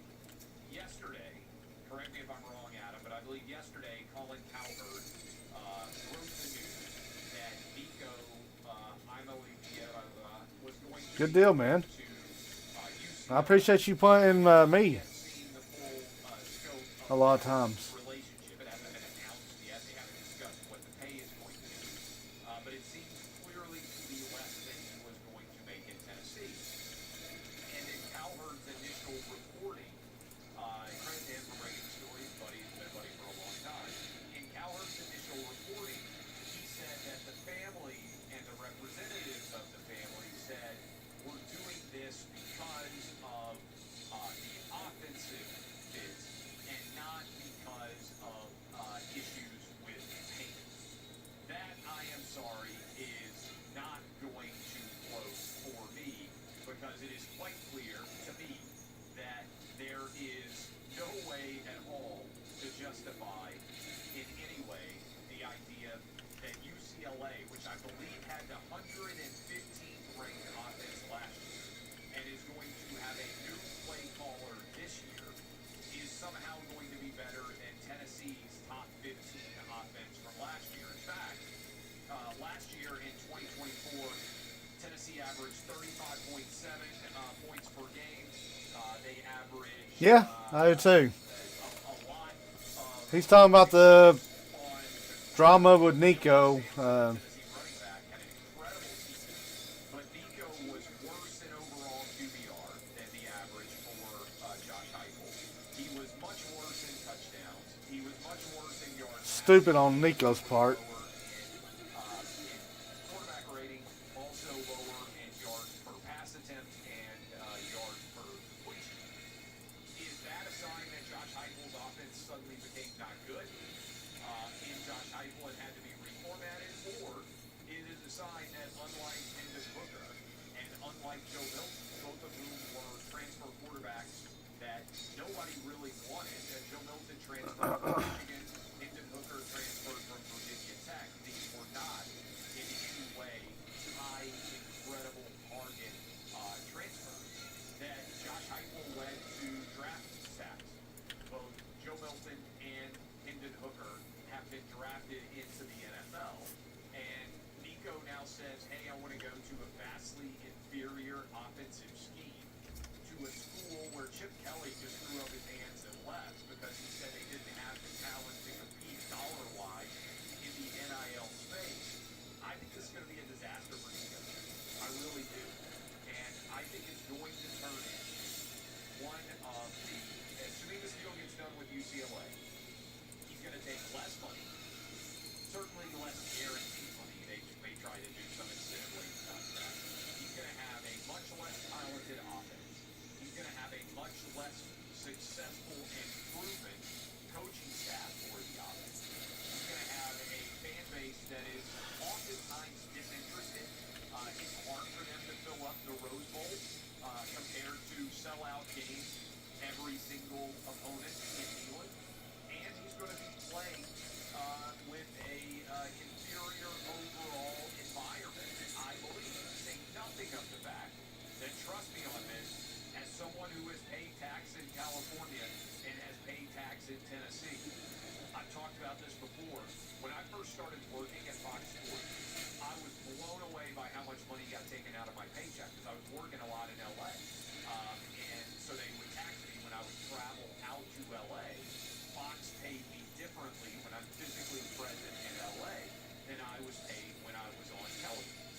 And so being television remotely here in Nashville, which is where I do 98% probably of my overall television appearances for the last several years, to be sitting here in my Nashville area studio. There's no state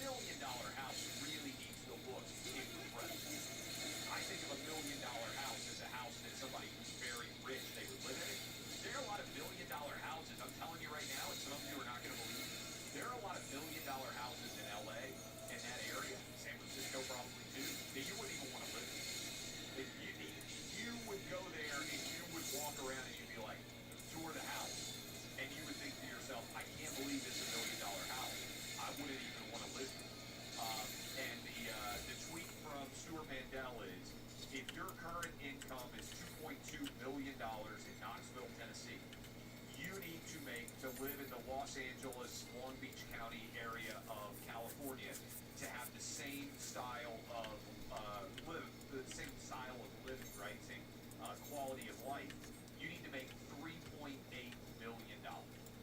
So Nico's money is going to go a lot less far, and even if he were making the same salary as what he was making in Knoxville, he is going to have a major pay cut that he's living with. And look, I said this as soon as this story broke, and I said You got that right. and I'll echo it here again on Thursday.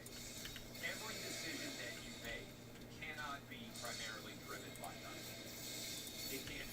Now, I was just having I could imagine trying to live in LA. sports media recently, just having a conversation. I was talking about, hey, there's a difference between, and I would say this for everybody, so let me just give you this advice. Most of the time, That's like New York. I want. Phew. or $20,000 is not going I'm telling you, cost of living's a lot better in Tennessee. quality of life in a massive way. Now, there are differences, right? If you Why am I lagging? and you go to 50, that can make a big difference in your quality of life. If you make 50 and you go to 70, that can make a difference. But once you start to making like substantial salary, let's say if you make $100,000 a year, I'm telling you, $10,000 to $20,000 is not going to massively change your quality of life. Okay, so once you get to the point where you can afford rent or you can afford, basics of living, and there is a big difference between 30 and 50, and between 50 and 70, right? But once you get to a certain level, the dollars don't change your standard of life unless it's a substantial dollar. And I think the data reflects this. I think the data reflects for happiness that if you, once you get to like $80,000, you're over a year, and hopefully you all get there one day, your overall quality of life doesn't change in terms of your perception. Now, where you live can matter, right? New York City, LA, it's different. But I would encourage you if you're young, and this was my real point because different ages matter differently. If you're in your 20s, certainly if you're in your early 30s, you should be making decisions to set you up for money in your 40s and 50s. Because for most people, your income is going to peak in your 40s and 50s. Are there exceptions? Yes, some people make more money in their 20s. Some people make more money in their 60s. For most people who are working for a living, your income is going to peak in your 40s and in your 50s. And then once you get past that, you start thinking about retirement, all those other different things. But when you're in your 20s, certainly when you're in your 50s, you shouldn't be looking at what your salary is at your first job. You should be thinking, how does this set me up to be more successful down the road? And the worst thing about the Nico decision to me is not the pay decline. Because if you told me, hey, Nico was making $2 million a year at UCLA, and he decided to move to Tennessee, but they're only going to pay him $1 million a year, I would say, okay, that $1 million might not pan out. It needs to take less money. The money that could be unlocked by being successful at Tennessee is such that you could make yourself tens of millions of dollars by, in your own life, taking less money. And let me give you an example. I don't know how it would have worked out, but in my own life, I took a job for money one time. Let me tell you about it. One time, I took a job for money. I had a job at CBSSports.com. Some of you may remember that. I was writing, I was a columnist, I loved the job. I left that job to go be an editor at Deadspin. And that's a promotion. It's a better job. I was making substantially more money. But I left that job because I thought that the pathway would be better, and it ended up not being as good. Now, the only reason that was the right decision for me was not the job. It was because I went to my employer and I said, can you match this salary? And I don't remember specifically, but I think I was making 50, and I was asking them if they could match 85. Let's just say that was the case. I think that was the case around 2006. That was a big jump. I wasn't making very much money, and I was going to be making $85,000. I'm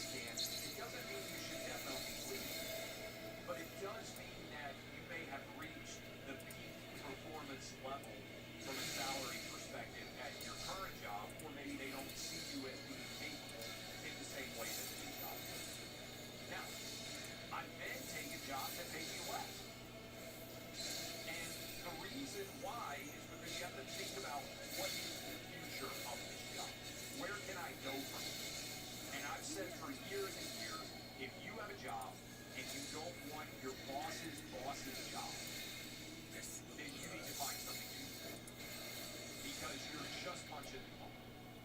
I had that at a law firm. I took less money by far to go start writing about sports media than I would have made in a law firm.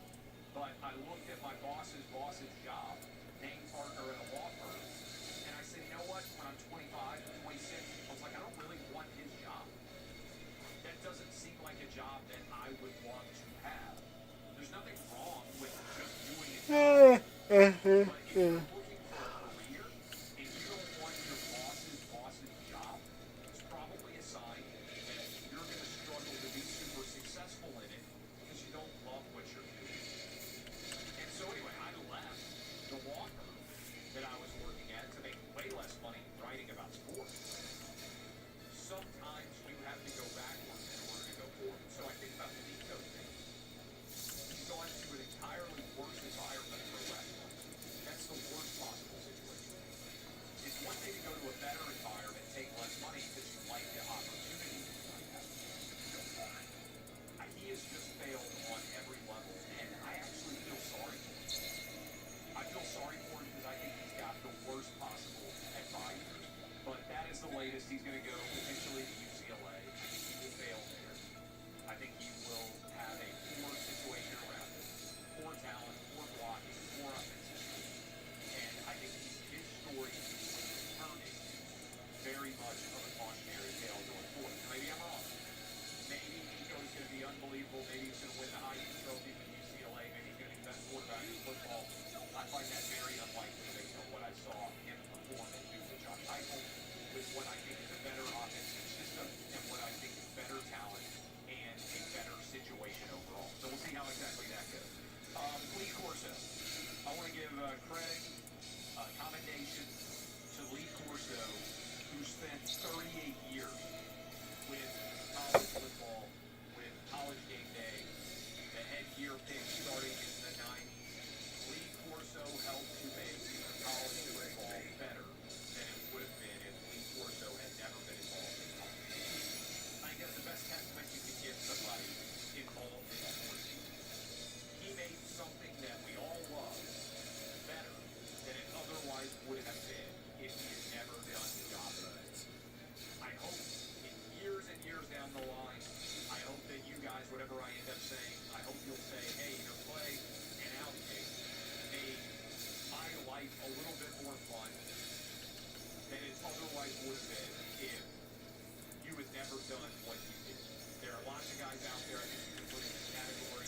I think Come on, finish this guy. I think Dick Vitale made college basketball better than it otherwise would have been. I'm talking about Yay. I think Chris Berman made ESPN SportsCenter far better than it would have been if he had never been involved. I think that Lee Corso has done the same thing with college football. I think that Hubie Brown, old guy, made the NBA better than it otherwise would have been. I think John Madden made the NFL better than it otherwise would have been. Pat Summerall. There are a lot of I might do a guild test age who have done this before I as go well. bed. But I'm talking about guys who were Brent Musburger. They all made the sport better. Keith Jackson than it otherwise would have been if they had never been involved in the sport itself. And I think that's a tremendous credit to them. And I give a lot of commendation to Lee Corso, who made College Game Day the iconic hit show that it is because of his making the sport more fun than it otherwise would have been. I think college football, you guys know this, is my favorite sport in America. I think college football is the best sport in America. And I think it's not only because of the stadiums and not only because of the players, but because the pomp, circumstance, and pageantry surrounding it. I've said this before, I'll say it again. If you told me, Clay, you only have one day left to live, how would you like to spend it? I think you could do a lot worse than going to an incredible college football game with your family, getting to spend that whole day there, tailgating, having drinks, having food, going into the stadium, watching a big game. In terms of sheer fun. However you book your flight, first check Kayak to search and compare flight prices from hundreds of sites to find a great deal. I started PXC because I knew we could create better golf clubs, and did we ever. Visit PXG.com or the PXG store to see what we can do for your game.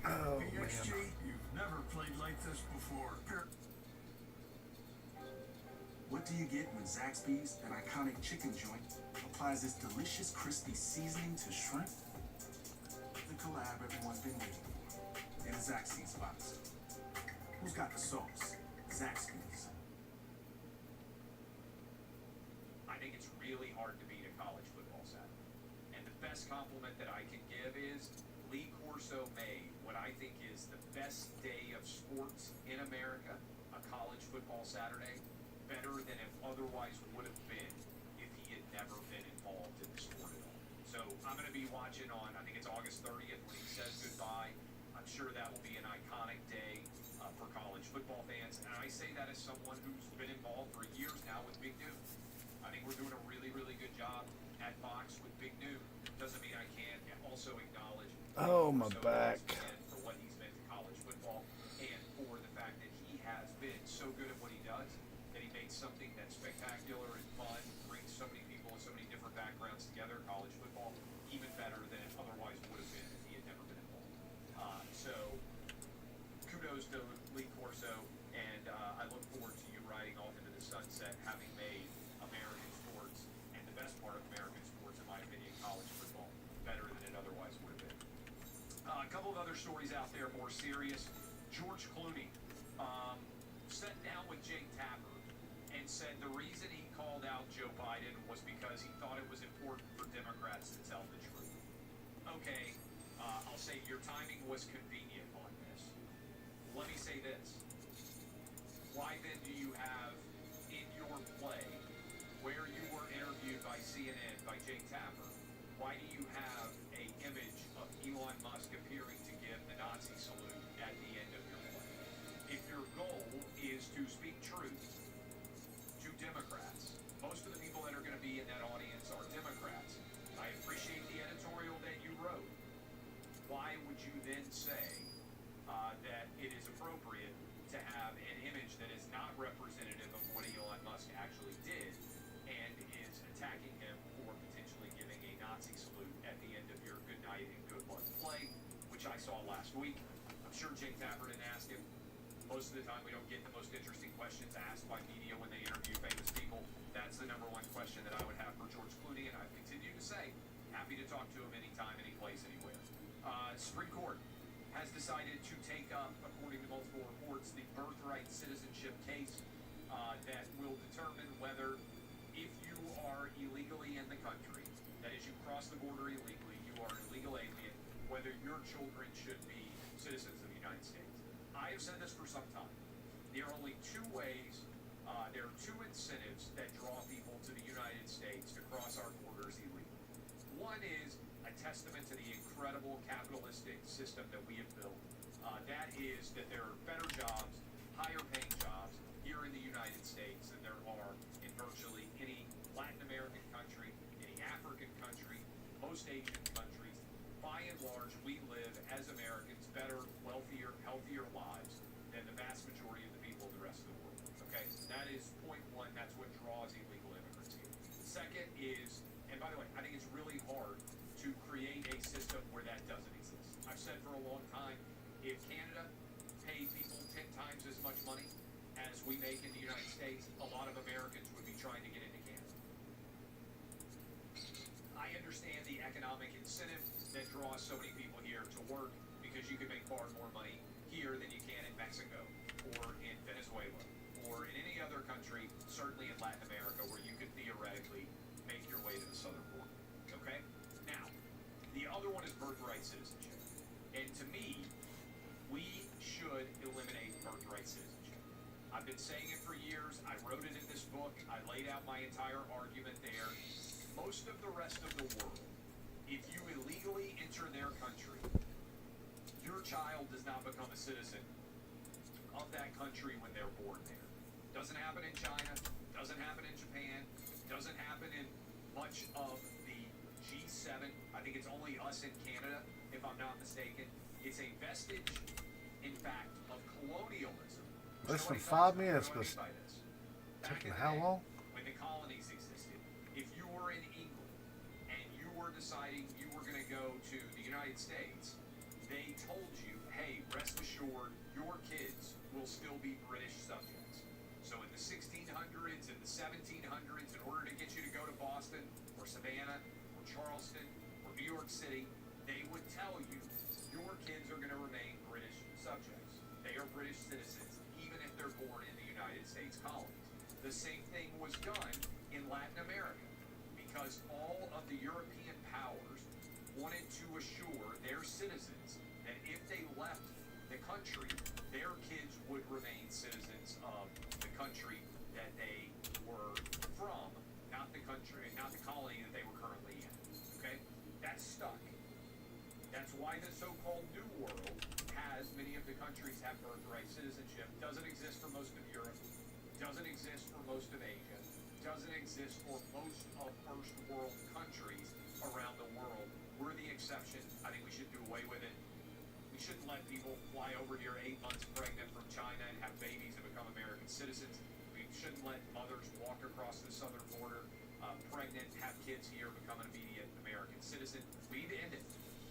It made sense historically because there weren't pregnant people able to travel while they were pregnant. You might have gotten pregnant, but you didn't get on a boat in Ireland knowing that you were going to get to the United States in time to Oh, have a my baby, back. right? There was no hypersonic jet travel. There was no ability to move your body physically quickly enough when you were pregnant to get to a country to take advantage of this. And so I think it needs to go. I don't think there's any doubt at all. Harvard's tax-exempt status under review. Everybody acts like this is crazy. It's actually happened to Bob Jones University. Anybody who's done con law, anybody who's studied, Bob Jones was discriminating on the basis of race, and their tax-exempt status was challenged. 501c3, it was stripped. Guess who's discriminating on the basis of race right now? Harvard. How do we know that? Court filings, admissions process. Asian students and white students are severely disadvantaged when it comes to getting admitted to Harvard compared to black and Hispanic students. That's discrimination on the basis of race on its face. What does the Trump administration ask them to do? Stop doing it. They are refusing. Precedent seems pretty clear to me. If Bob Jones couldn't discriminate admissions-wise on the basis of race, why should Harvard be able to discriminate on the basis of race? This doesn't even require me to get into a bigger question. Why should an institution with $53 billion in assets be tax exempt from both property taxes and any of the earnings of their endowments? And as an institution overall, all that means is that everybody in Cambridge has to pay more money to make up for the fact that Harvard is paying as well. So I don't particularly love the idea of universities taking federal money. And the exemptions are interesting in and of themselves, but a school like Hillsdale, to their credit, said we don't want federal dollars, we want complete independence as a result. I don't know why we're giving tens of billions of dollars in federal taxpayer dollars directly to so many colleges and universities out there. I don't think they need it. I don't think it makes sense. Finally, and I'll be back with you Monday, by the way. It's going to be a super busy week. I got a lot of stuff going on next week. But I will not be here tomorrow. I'll be doing Martha McCollum. So I hope all of you have a fabulous Easter. Hope you get to spend a lot of time with your friends and family and have a great time there. This whole idea that this illegal immigrant from Maryland, living in Maryland, Come on. from Maryland, was sent back to El Salvador. There's a CNN poll out, 56% favor all illegals being sent out. This is how bad Biden was at the border, letting 10 million plus illegals in. This guy, according to reports, was a wife beater. You can go look these up. I shared them on my Twitter feed. He was a member of MS-13. He was here illegally. There is a report that he was pulled over in my home state of Tennessee, that it appeared that he was engaged in human trafficking when there was a phone call and connection made with the FBI. The FBI under Joe Biden said, let him go.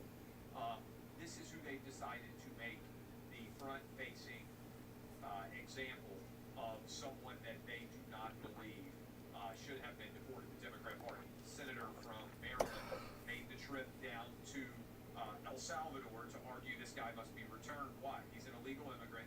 According to documents that are out there publicly for all of you to see, his wife said that this guy beat her and that she protection of Maryland to keep him from continuing to beat her. He was a MS-13 gang member. All the evidence is out there. I can't believe this is the guy that the Democrats have decided to make the forward-facing opposition to the return of illegal immigrants to their home countries. He's not a Maryland man. He's an El Salvador resident, and he now is back in El Salvador. I appreciate all of you.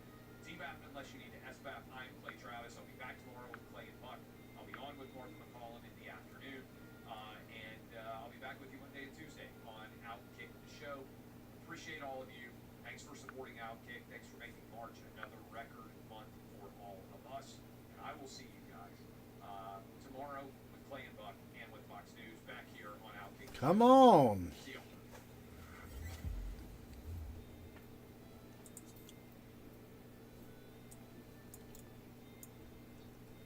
Plan your visit today to experience Biltmore in full bloom. U.S. General. Cabs, carts, and a whole lot more. Only at Harbor Freight.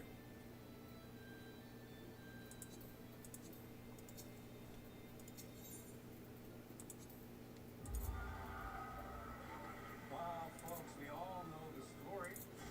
Four brave astronauts head up into space and come back. Finally.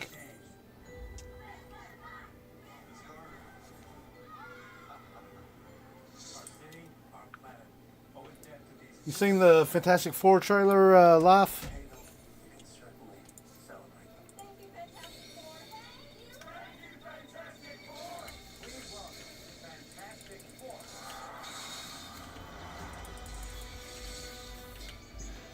They just came out with a new one.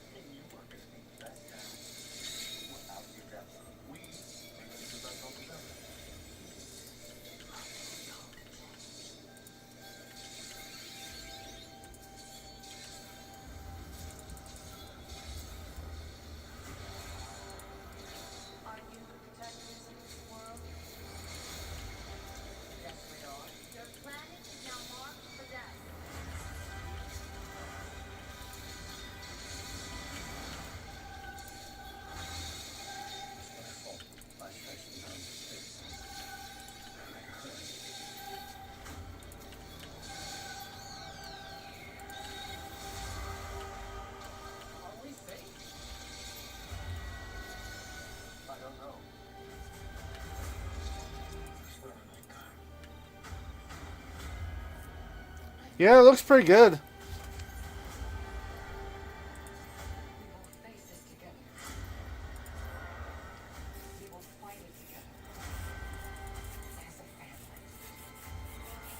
Alright, guys. I think I'm going to call it out there. I hit 86 with the Pally. I got everything to 85 except for Blue Mage. And I think that'd be a good stopping point.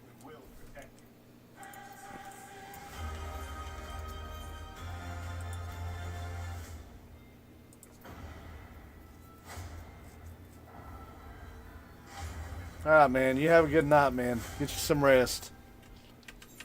Welcome back, everyone. It's Marvel Trailer. Later. They dropped a brand new official Come on. Fantastic Four trailer. This is actually the footage they showed off at CinemaCon, just in full HD shiny glory. So we'll break it all down. There's a whole bunch of Peace out.